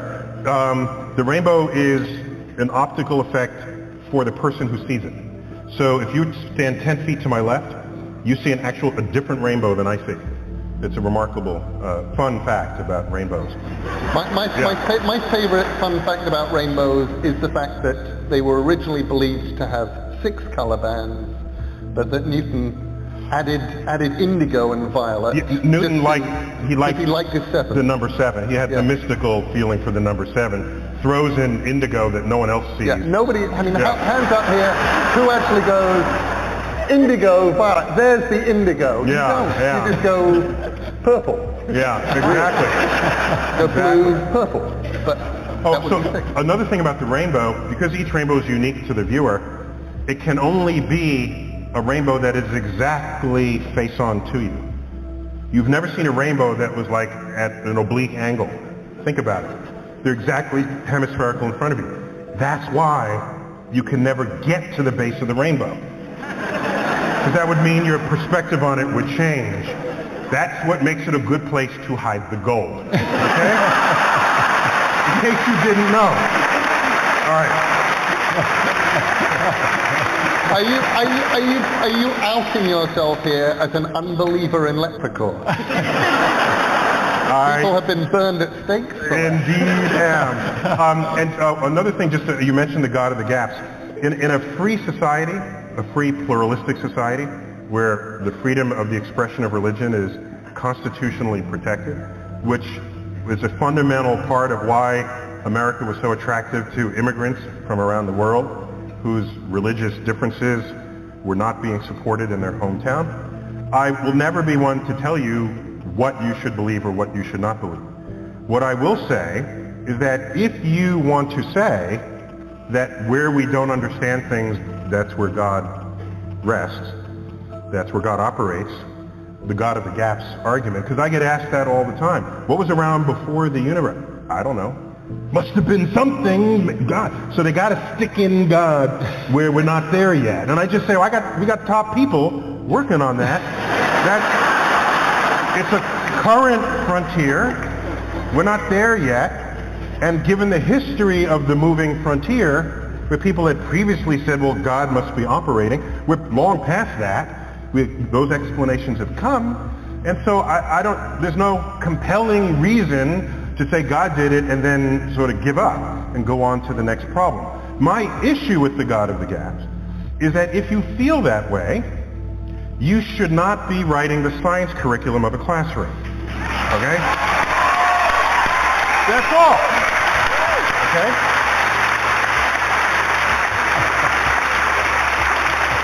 Because if you do, you are undermining the very process of what science is all about. Because the God of the Gaps principle is like it's a philosophy of ignorance, whereas science is a philosophy of discovery. And that's an important distinction between the two. And if you remove that foundation for what builds science, you are undermining the capacity of your culture, of your nation, to compete technologically in this, the 21st century. So it is not without consequence to have conduct of that way. Do I believe in the God that you believe in? Yes. Okay, that's probably what I was guessing. Is that the Christian God? Catholic, that'd be Christian. Yeah. Okay, so, every time I hear someone say that God, I ask. Okay, we're back, y'all. This was the most amazing thing that I've heard. Straight science and facts versus what you believe. One of the most dangerous things to get involved in is for somebody to introduce you to something to believe in, which means that you ain't got no business thinking for yourself. All you got to do is believe, even though you were born with a brain, which means you're supposed to think. However, we're going to take a little quick break, and because this show ain't over yet. Y'all hold on a minute, because I like this brother. I got to hear him one more time. Y'all hold on a minute. Baby, you better stop listening to all of that talk out there in the street. You know what those guys are about. You see, they want the same thing I want. I want you, baby. You feel me? Honey, they're trying to say you might be too much for me. But tonight I'm curious. Yeah. They say you might bring a man down to his knees. But tonight I'm curious. Oh, baby, listen. I know you got it in all the right places. And I ain't gonna doubt it. You know just what you're doing. But tonight, baby, I want you to take me there. Oh, yeah. Honey, they're trying to say you might be too much for me. But tonight I'm curious. Yeah. You might bring me down to my knees. But tonight I'm curious. Listen, I know a trick or two that I might can teach you. I'm gonna take my time, baby, show you just what I can do. So take my hand, girl, let me show you I'm serious. Oh yeah. Honey, they're trying to say you might be too much for me.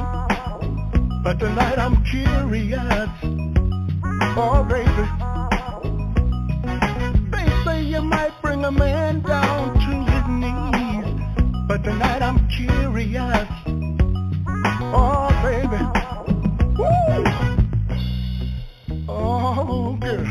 Oh, baby. Girl, I swear. You got to take me there. Let's get it on, baby.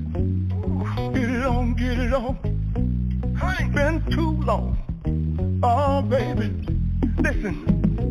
Honey, they're trying to say you might be too much for me. But tonight I'm curious. Yeah. They say you might bring a man down to his knees. But tonight I'm curious. Oh, baby. Hey, baby. Been too long. Let's get it on.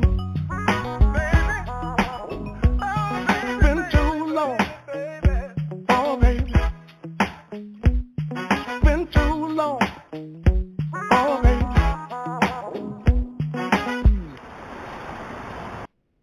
All right, we're back. Okay, now I got to get a hold of to my the next guest, my illustrious brother, get on up in here, and so we can talk about some of the things that he been doing the last time that he and I communicated, and I'm going to do a little something on him, and then we'll set up something where we can get in here and chop it up, me and him, because it's been a long time since I talked to him. Y'all know him.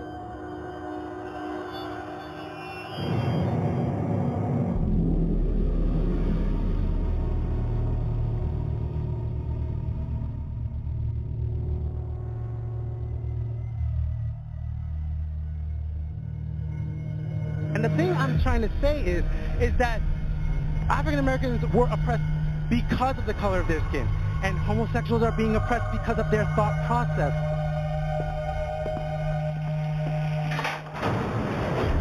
Over 70% of our daughters are sexually abused before the age of 18. That means that we got creeps running around in our community raping our daughters.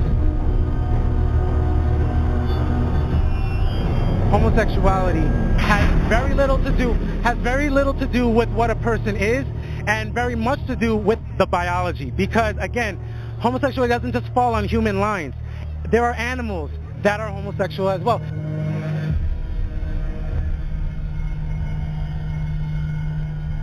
And we got individuals coming up here that don't know that a man's supposed to be with a woman. Homosexuality is biological by its nature. It has nothing to do with someone's African or someone's European. I'm pretty sure there were homosexual Africans thousands of years ago just as much as well. How does a man get in front of a camera and the world is watching, and the question is asked for him? Should a man lay down in the backside of another man, and he can't answer that question?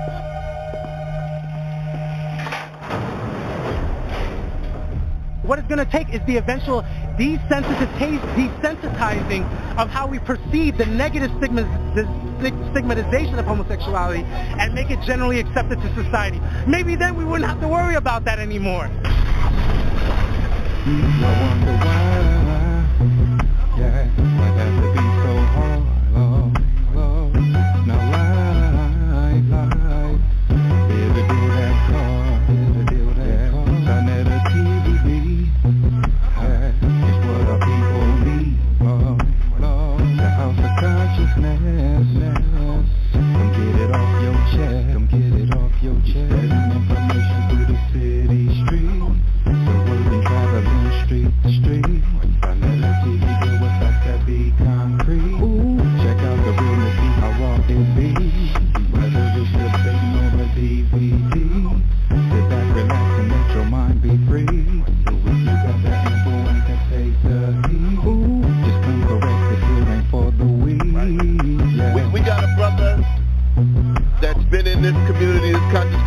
For a long time now, at least 10, 12 years that I know of, all right? He's been into, not you, another brother, all right? And he's come to my store. I know he's a student of Brother Ashwa Kwesi. He's been to Egypt several times with Brother Ashwa Kwesi. He's out of D.C., big brother on the rise. I want to bring on my brother, Irritated Genie.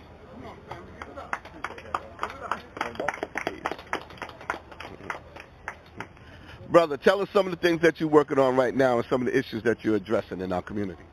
Appreciate that. First, want to say thank the Harlem community come out and hear that. One of the major issues that our people, actually the major weapon of warfare against African people on this planet today is real simple. They're trying to disgender our people and turn us into homosexuals. And the reason they're trying to do that, because when you don't have men that love their race and won't protect their children, then you can come in and do anything with that community. You can take their land, you can take their resources, you can steal their homes, you can do whatever you want to do to that community. And whites have decided no longer they don't need us anymore. They got machines, so they don't need us to pick their cotton. They don't need us to do their menial tasks. They don't want us around because they know that we owe them a debt because of what they've done to us. And it's about time in their minds to destroy us. What's the easiest way to do that? To completely destroy the fabric of what it means to be black. Take away the black man from the black woman, which is the only way that we can get a black child. And now we got a bunch of confused Negroes running around, not men no more. Are these the same streets that Marcus Garvey walked? Is this where Marcus Garvey was? Will Marcus Garvey have been confused about should a man be laying with another man? Will Marcus Garvey been confused should a black man lay down with a white female? The enemy of our race? The murderers of our children? What is going on in this place that we at right now? This is the hub of consciousness for African people. Dr. John Henry Clark never told us to go around and have our sisters lusting after each other. What's happening, brothers and sisters? I thought that this was the place where the consciousness would leap from, and all the rest of the brothers and sisters around the country. Brother Malcolm walked these streets. Dr. Khalid Abdul Muhammad, peace be upon him, walked these streets. And nobody, a black man, should be loyal to the black woman and protect his family and children.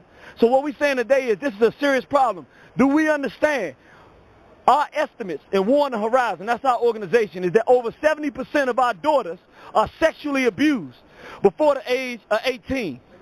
That means that we got creeps running around in our community raping our daughters.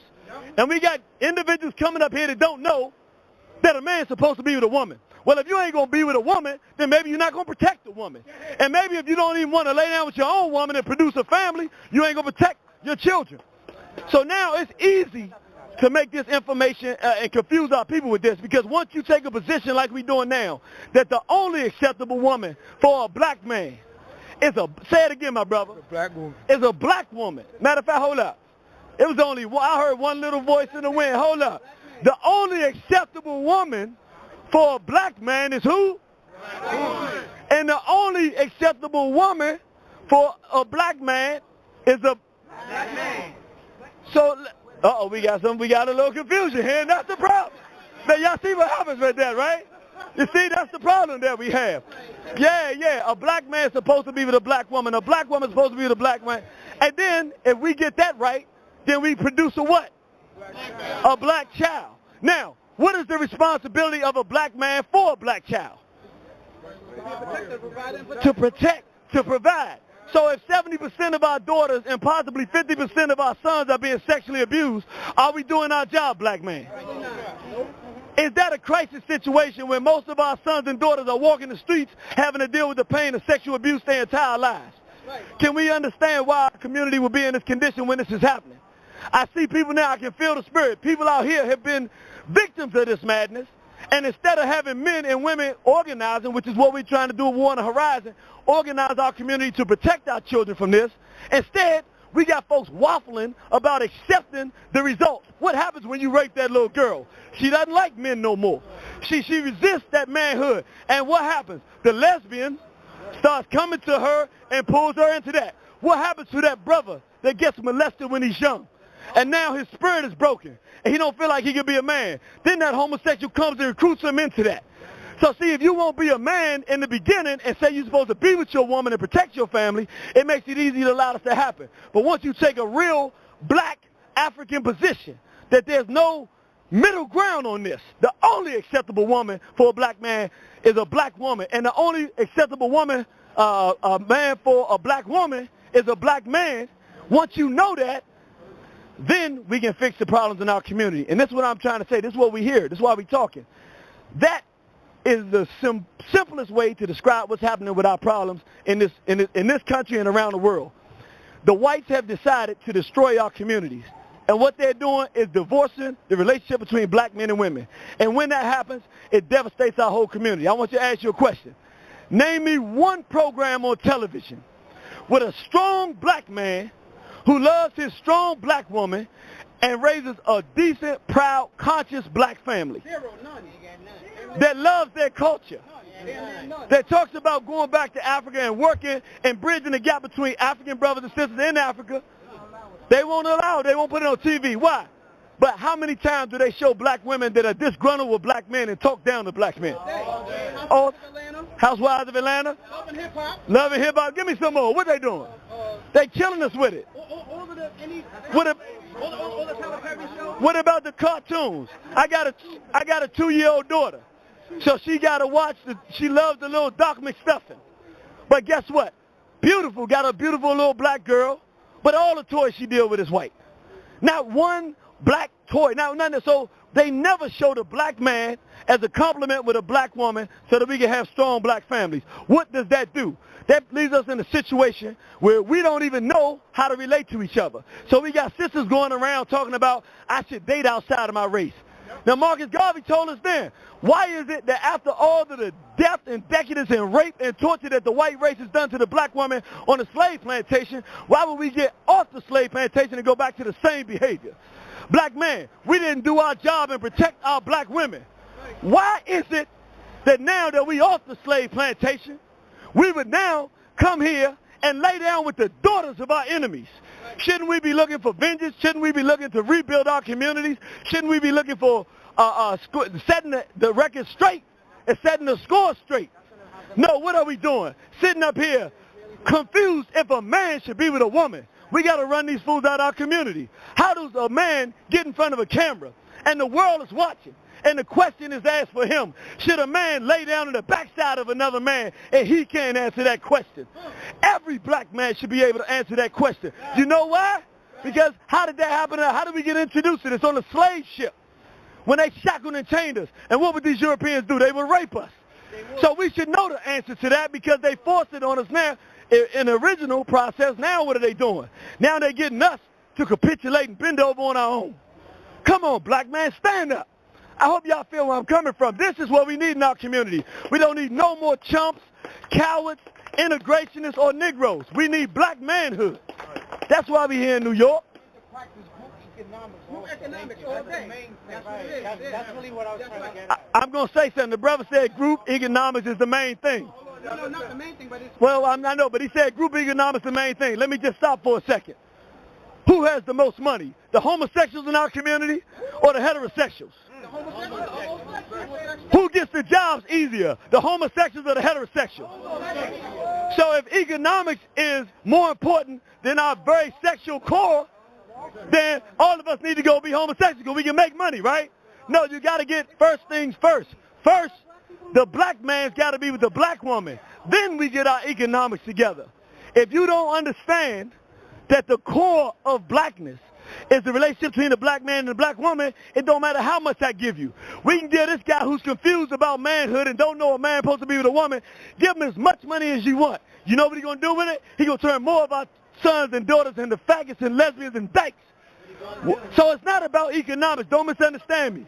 We have to have our economics. I'm not saying that. What I'm saying is, before you get to your economics, the very core of your character and knowing who you are is critical. Because it doesn't matter how much money you get if you're a slave or if you love your enemy. Look at all these Christian Negro preachers, Eddie Long, raping little boys. He got his economics together. They got collective economics. The church is packed every weekend so he can rummage through more anuses of our sons. Come on, brothers and sisters. We got real serious pressing issues. Our daughters are being destroyed in our homes by our uncles, by all these villains that come in there and creeps that molest our children.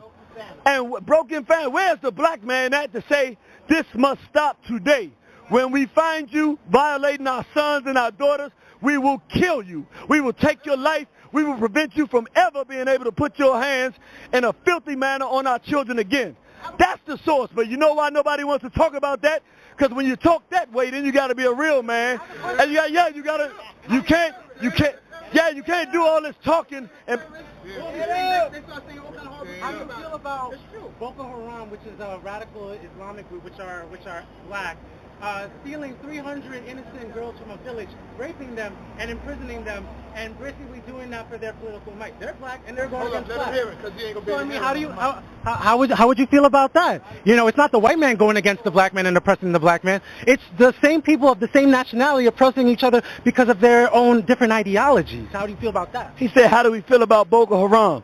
My brother, I understand, but you're so involved in this homosexual construct, you're not listening. What did I just say? If somebody puts their hands on our daughters, did I say we only going to deal with them if they white? I said anybody. I said uncles. Uncles of a black girl is a black male, right? I'm not giving nobody a pass that harms and rapes black women. So if somebody's over there kidnapping black children, they should be destroyed the same way any other pedophile should be destroyed. You got another question? Well, not a question, but pretty much an answer to your situation. Okay, see, African Americans make about 12% of the population in the United States, demographically speaking. However, over 50% of them are below the line of poverty. Now, this is because of stagnating wages. African Americans, not long ago after World War II, had jobs, and they had upward mobility. A lot of them were approaching middle class. But because of Reagan and because of a lot of what we've done is by destabilizing our economy, by basically allowing corporations to merge, and basically giving a lot of the financing development to Wall Street and less on working people, and in many ways the repealing of a lot of great policy that would have protected people across all boards, economically speaking, then African Americans unfortunately kind of slipped through the cracks and through the wayside. By the 80s and the 90s, which stemmed off the crack epidemic and a lot of different situations that got them into situations that they shouldn't have been caught in. I mean, deregulation. Who brought the crack in? Well, the Colombians. Integration is the systemic problem to African Americans is not homosexuals. It has nothing to do with the media. It has nothing to do with the white man. It has to do with corporations and corporate interests. Let me just say this. Homosexuality in the black community is another form of birth control. That's another form of eugenics. You understand what I'm saying? That's another form of birth control. That's another form of population control. That's eugenics. That's modern day eugenics. Integration is what makes it. Integration is a social. But we've always Let's talk about economics. We want to talk about economics. Let's talk about economics for real. He's talking about black people falling through the cracks. I want y'all to see what manhood is. Manhood is not finding excuses to ignore what really happened to black people. Let's talk about what really happened. After slavery, who was it that controlled skilled labor in this country? Who were the most skilled labor? That's right, black people. We were all of the carpenters. We were the electricians. We were the plumbers. So we were the most skilled, which meant what? We controlled our own economies. Every black man from the South had a skill that he could teach his son, his grandson, and his great-grandson. So when we went into Reconstruction, we began to completely rebuild communities all over this country. What happened? Nothing fell through the cracks. What happened? Gompers, the white so-called Jew, Gompers, they created a union to say what? Now that black men control skilled labor in this country, now that they're building communities that are superior to our communities all around this country, and they're doing it fast, because look, a man who worked every day, all day, and all night for nothing, who is now able to work every day, all night to build something for himself, is going to outpace anybody that's been sitting on their behind letting you work for them for hundreds of years. So we was building up everything. So what did they do? Nothing fell through the cracks. They organized and said, we must stop black economic development. And what did they do? They created the unions, like the brother said. And what did the unions say? The only way that you can do work is to have a license. But if you're black, you cannot have a license. Now, I want y'all to understand this, because so many brothers out here that feel hopeless. Why didn't my grandfather pass on the skill to me? Why is it we don't know what to do? You know, great-grandfathers became so disheartened because they said, I'm the best builder in the whole country, or in this whole city, or in this whole state.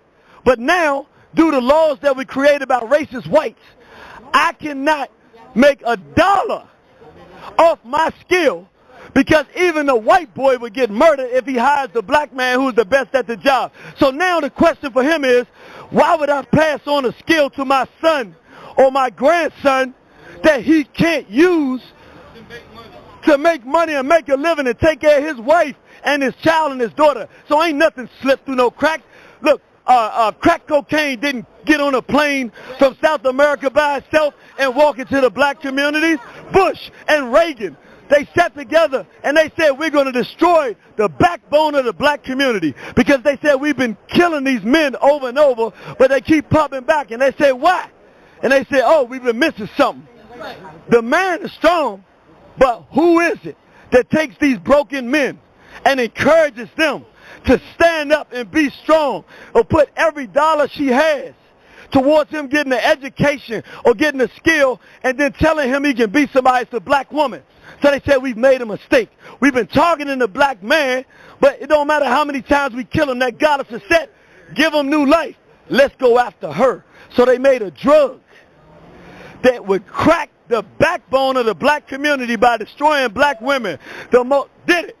How many in here have somebody in their family who was affected by crack cocaine? How many people saw your communities that were nice communities and families destroyed by crack cocaine? You saw it happen.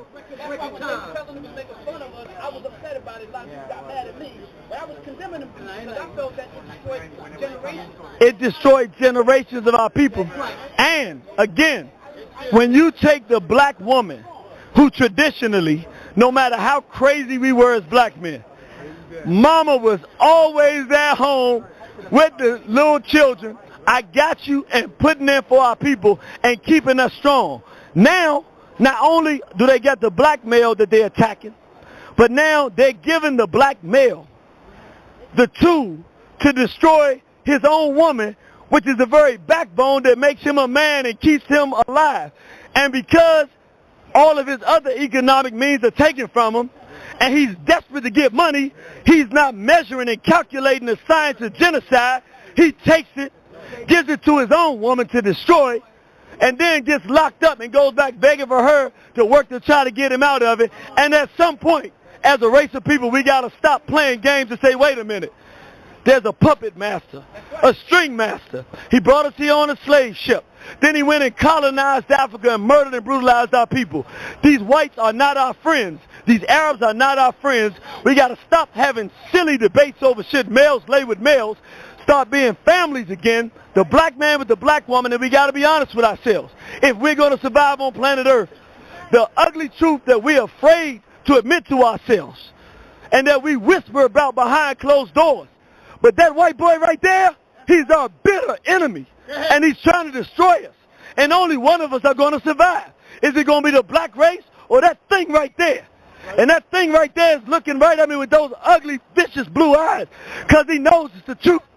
But I want him to know, or you can smile now, but you don't fool me with that smile because I want you to understand, we ain't all dead. And you can go switching away right now, but that's the truth. See, that's his nature as he goes slushing off into the sunset. But this is what we have to understand, brothers and sisters. The whites are not our friends. And we got to make it tight. We got to be strong because, look, it's our survival on the line. Our brothers and sisters on the African continent. I want to talk about what they're doing to our brothers in Africa and sisters in Africa now. Do you know what they're doing? They got things they call terminator seeds and GMO, genetically modified organisms, Monsanto. And they taking these things and trying to force our brothers and sisters in Africa to take seeds. When they put these seeds into the ground, it kills any ability for the soil to grow anything ever. And the only way that they will be able to eat is to be able to go back to the European and buy those seeds. Now I want you to understand what we're talking about. We're talking about nations in Africa that are so fertile, if you drop a seed and come back 6 months later, just dropping the seed in the ground will grow something out the ground. And now, scientifically, they created a way to destroy our people's ability to feed themselves. So we're talking about genocide at our doorstep. And until we become men again and stand up as men and women for our families, recognize that the whites are our enemies, they mean no good to us, we are going to be destroyed. We've got to stop playing games. We got enemies on this planet. The only friends to African people are other Africans. And not all people with black skin are friends to our people. Only black people with a consciousness to love our people and those that are willing to admit that the whites are our enemies are any good for our people, brothers and sisters. So I want everybody to understand the two main things they're doing to our people now worldwide. You can see it right here in New York, anywhere you go around the world. Two things that they're doing to kill our race. Because the black man and black woman must come together in order to produce a black child. The first thing, they don't want a black man with a black woman. And they don't want a black woman with a black man. So they're promoting integrated relationships. Telling a black man to date anything other than a black woman. And telling a black woman to date anything other than a black man. And that's in Africa, that's in the Caribbean, that's in this country, everywhere we go. The second thing they're doing, which is even more devastating than interracial dating, it's telling black men to lay down with other males and black women to lay down with females. If we do that, forget about, do we produce a mixed child? You don't even produce a child at all. And that, by definition, is genocide. So what we got to do is organize, go into these schools, and say, you know what? We're going to determine the curriculum. If we got to pull our children out of the schools, we cannot have our children learning Heather has 2 mommies, or daddy has a roommate and a boyfriend, and then think we're going to produce a healthy race of people. Schools do just what they're supposed to do. They give you a marginal education to teach you to work for white people. It's real simple. That's what the public schools are for. A long time ago. My question to you is, I mean, I know we're talking about the group economics and all that, and you're saying that, you know, white people are our enemy, but we're our own enemy, man. We killing each other and messing each other over every day. We don't group economize. When have we ever came together and group economize anything? And I've been around the world in a lot of communities, man. You feel me? So it's like, you know, when have we ever done it? I mean, we used to do it. When are we gonna do it now? Like that, you know? When are we gonna do it now? Like when Tell the money making Tuesdays. That's what I like what the brother asked. It's a question. We went all the way back to Reconstruction, but even after Reconstruction, we go to the Garvey movement, where the Garvey movement said, look, we'll do group economics. Then we go to the Nation of Islam, Elijah Muhammad. Elijah Muhammad said we could do it then, but I want to make a point because it goes exactly to your question. When are we going to say we need to work together with group economics? You know when we're going to do it? Here's the problem. It's no way we can do group economics with me supposed to be working with some dude that wants to have sex with me. We can't do it with me supposed to be working with a dude that wants to have a white female in my presence. The problem we have with group economics is we haven't even defined the group yet. We haven't defined. Yeah, but that does make the whites our enemies, because when did we learn that we weren't a group? Who did that? See, this is the problem. When we try to ignore the whites that are creating the problem, this is what happens. We start looking at each other and blaming each other for the problems that they've created. So you can't fix it without looking at the source. I agree with you, we're not working with each other. But the first part of it is looking at the system. How do we learn to hate each other? We learn to hate each other from learning to look at each other and thinking that dark is bad and light is good. Who created that construct? Who created those books? Who creates those TV shows? Who pays the black rapper to say he likes some light skin but he don't like the dark butts? That's right. So we have individuals outside of our community that are controlling the ideas that go into our minds. So how am I going to trust you with my money when the music you listen to that's paid for by the Zionists, given to somebody that looks like us, is telling you that I'm an N-word and we should kill each other and steal from each other? So how are we going to have group economics? The first stage is for us to do what the Garvey movement did, what Elijah Muhammad did, what the Black Panthers did. We have to first identify an enemy. If you can't identify an enemy, you can't fix the problem because you can't identify the problem. First we got to say the whites and the Arabs, some of the Indians in India, these various groups, wherever we are as African people on the planet, these are enemies to our people. So that then we say, well, what have they done to us to make us damaging to ourselves? Then it goes to your point. We can't just keep pointing fingers. So now let's talk about this for a second. I watched a program, a brother named Sloan. He's a gangbanger. It was called Bastards of the Party. And one of the things he said, every time we go out and kill each other, I said, I'm going to kill this N. I'm going to rob this N-word. That's all we use. And so I had to trace it back in modern times. Where did we get that? Did we get that from our parents? Did we get that from our leaders that loved us? No. Where did we get that? From NWA. Called themselves Ends with Attitudes. So I said, who was behind them? And when we look, lo and behold, who do we find? Jerry Heller. And who is Jerry Heller? Is Jerry Heller a black man? A Zionist Jew. He's a who? A Zionist Jew. So Jerry Heller is a white so-called Jew that comes in when Public Enemy out of New York is telling black people to fight the power, to be black and I'm proud, I'm ready, I'm hyped because I'm amped. Most of my heroes don't appear on no stamp. I was getting my consciousness in Washington, D.C. from here. A white so-called Jew can pay a black man thousands of miles away money to come in and turn me from kings, queens, warriors, lovers, people proud, sisters and brothers, can take that and turn that into I'm an N with an attitude. I want to rape a black woman anytime I see her. She's bees and whores and all of that. And now I can no longer be interested in getting older and building my own community. All I want to do is sell dope to my people, run through as many of my own women as I can, and sell dope to my people to make money. So what we seeing here is the engineering of self-destruction. And what is the key? I mean, at this point in time, I want y'all to hear this. It's serious. What is the centerpiece of hip-hop? Christianity is some cracker named Jesus. But a centerpiece and a god of hip-hop today is the N-word. They call you the N-word. I don't care if he's a gangster rapper, if he's a fun rapper, if he's a so-called conscious rapper. All of them got one thing they got in common. You are N-word and our women are bees and whores. So the God that they worship is really self-hatred. Why don't we just make a mature decision as men?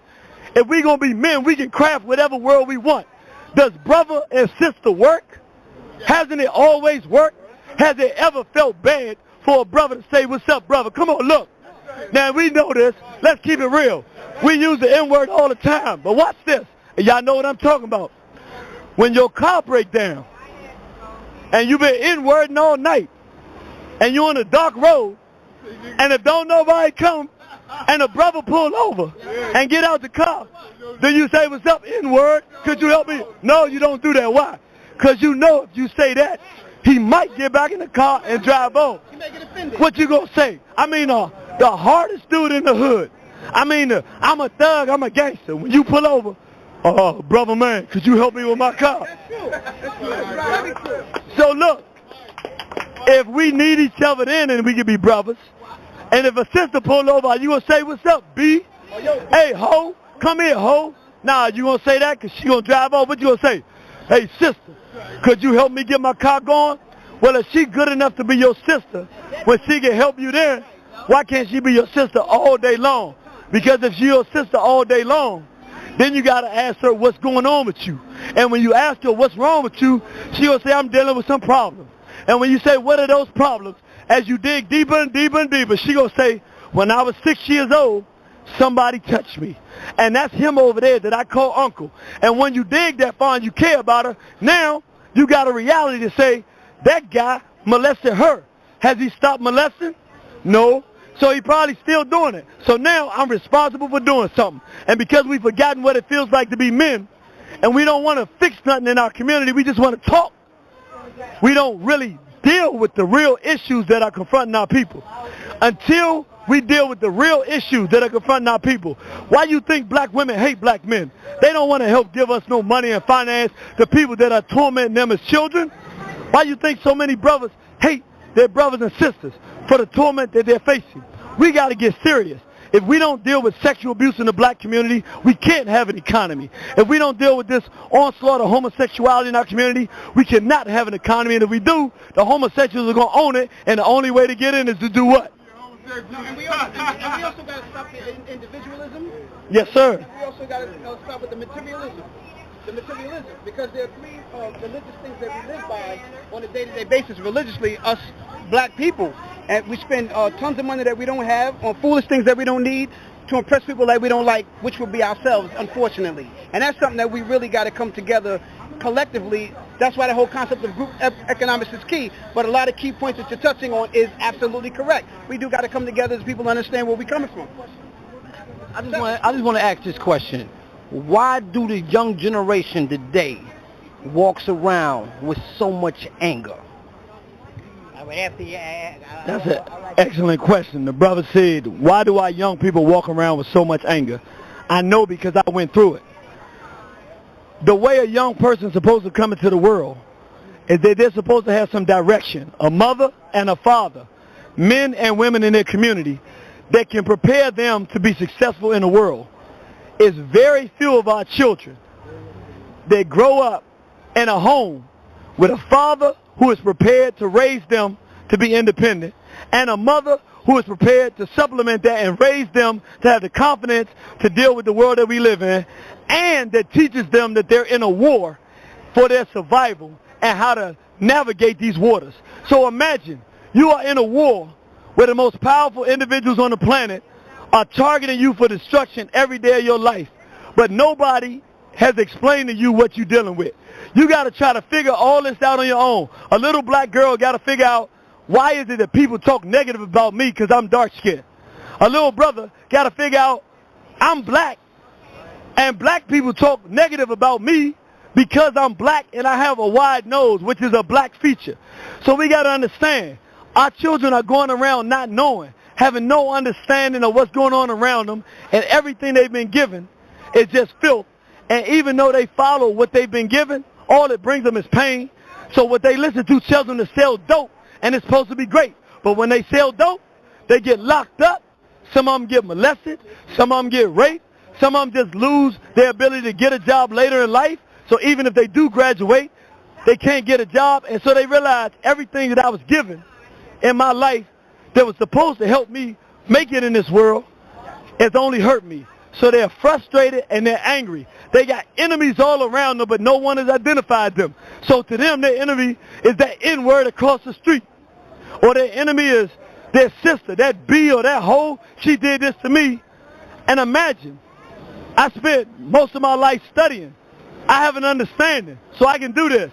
Imagine what it's like being 8 years old or 12 years old, not knowing what kind of future you're going to have, and nobody's willing to tell you the truth about what you're dealing with and then prepare you to survive in this world to go beyond that. That's why youth are upset. Also, you have to understand is that most families are not families. You have chaos inside the household with the man and the woman. You know what I'm saying? You have a position from slavery. Now, I just gave a lecture on the black family, the destruction and division of the black family. Now, these are one of the points that I made. Most of these dudes are studs. You know what the stud is? The stud was used on the plantation just to make babies.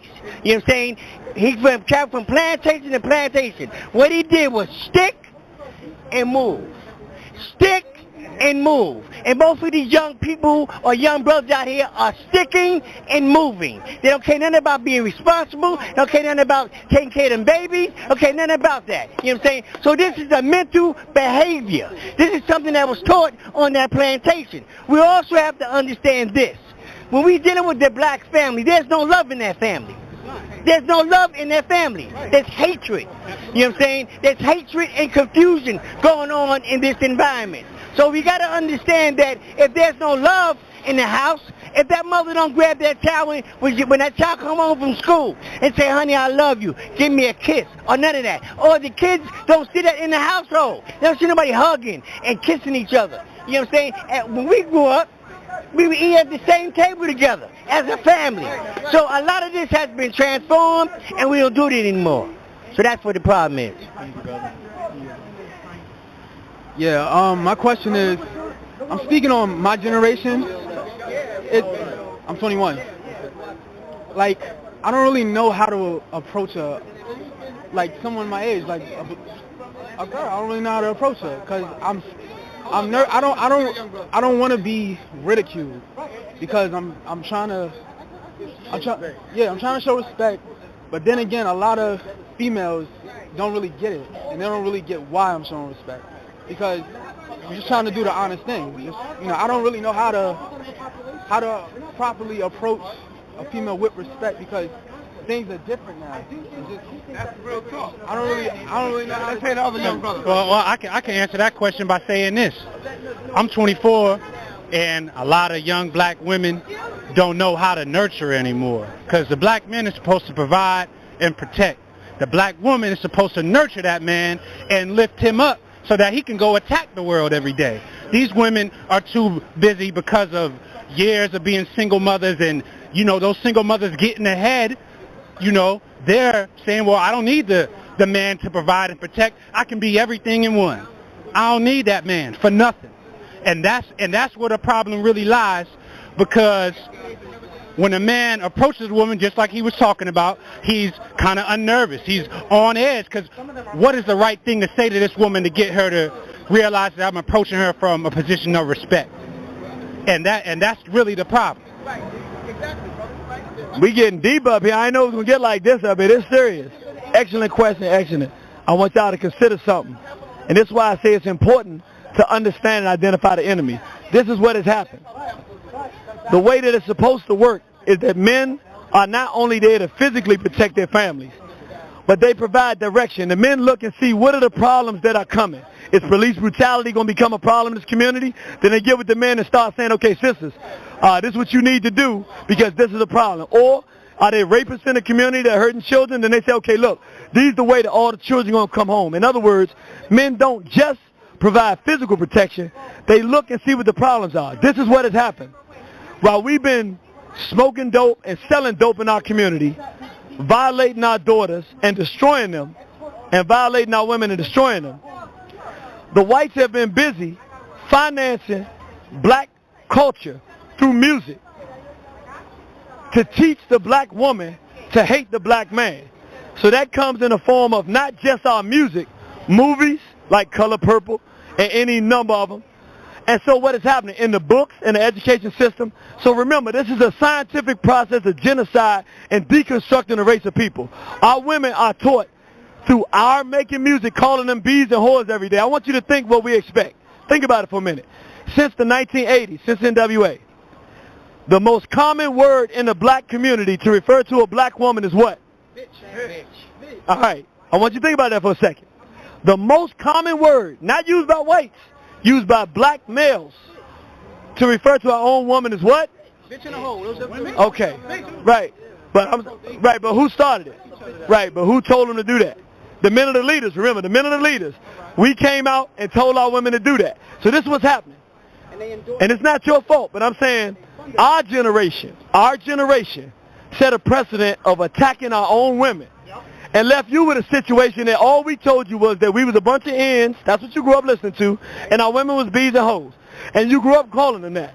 And now we expect a generation of black women who've been sexually abused, have not had men in the homes protecting the minds of our children saying, this is wrong, this is inappropriate, we're not going to watch television here, these are the things we're going to watch. We haven't been protecting their minds. So what has happened? So the whites have engineered through media in the minds of our women and miseducation and hiring them into jobs, putting them in jobs above us. They have engineered a situation where our women now are the tools to oppress us. Think about it. This is what they did. That means, okay, I'm glad he asked. Okay, I'll tell you how it worked like this. Go back to 1988, 1989. Public Enemy had us saying we were a family, we should be fighting for Africa, black man and woman should stand together. NWA came out and started attacking black women, calling them bees and hoes, and talking about us killing each other. So what happened then is that where we had support from the black women, now the individuals molesting her and raping her because the music is promoting that look like her. So now she's hurt because black males are sexually abusing her. Then the whites who set that all in place by putting in our music, so now our women are adopting lesbianism, but even if it's not physical lesbianism, it's feminism, the hatred for black men. Okay. That's going to have to do it, because we come down to the close of the broadcast. My illustrious brother, Ayo Kamaya. I got to get in touch with him so we can do a full broadcast. And we can chop it up and get down to these things and do some questions and answers and stuff like this. But I wanted to bring that on so we can look at some other things on this podcast. But nevertheless, it's time to bring this thing to a close. And I'm going to shut it on down so we can convert it. Keep in mind, it's going to be up on YouTube. Okay? So y'all have a good evening. All right?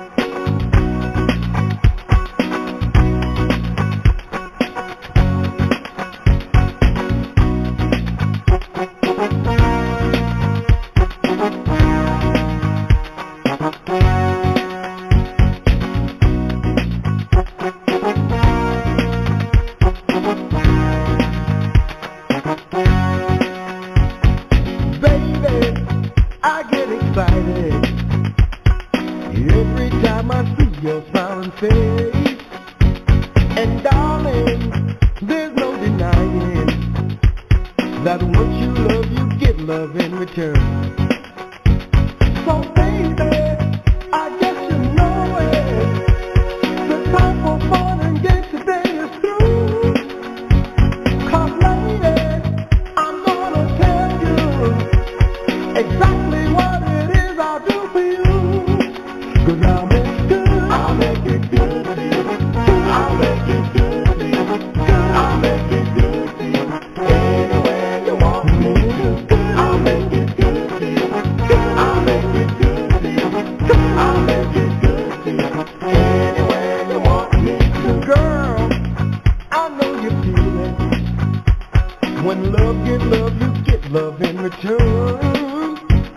Your body is talking to me, and the way you walk is making me insane.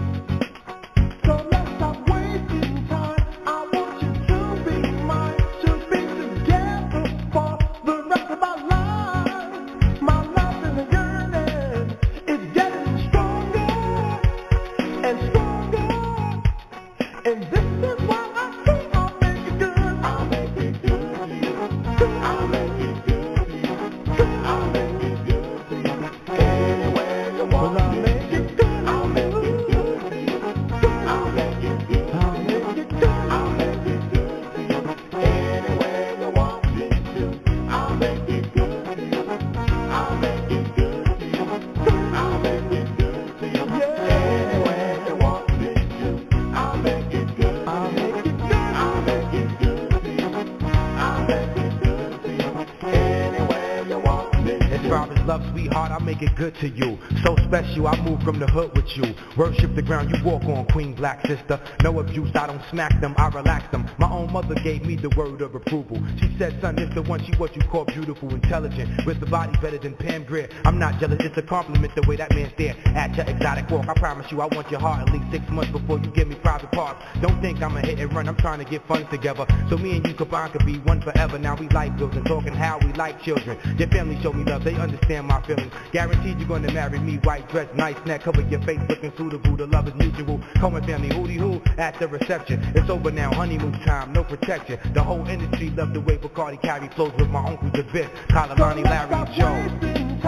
I want you to be mine, to be together for the rest of our lives. My love is a yearning, it's getting stronger and stronger, and this is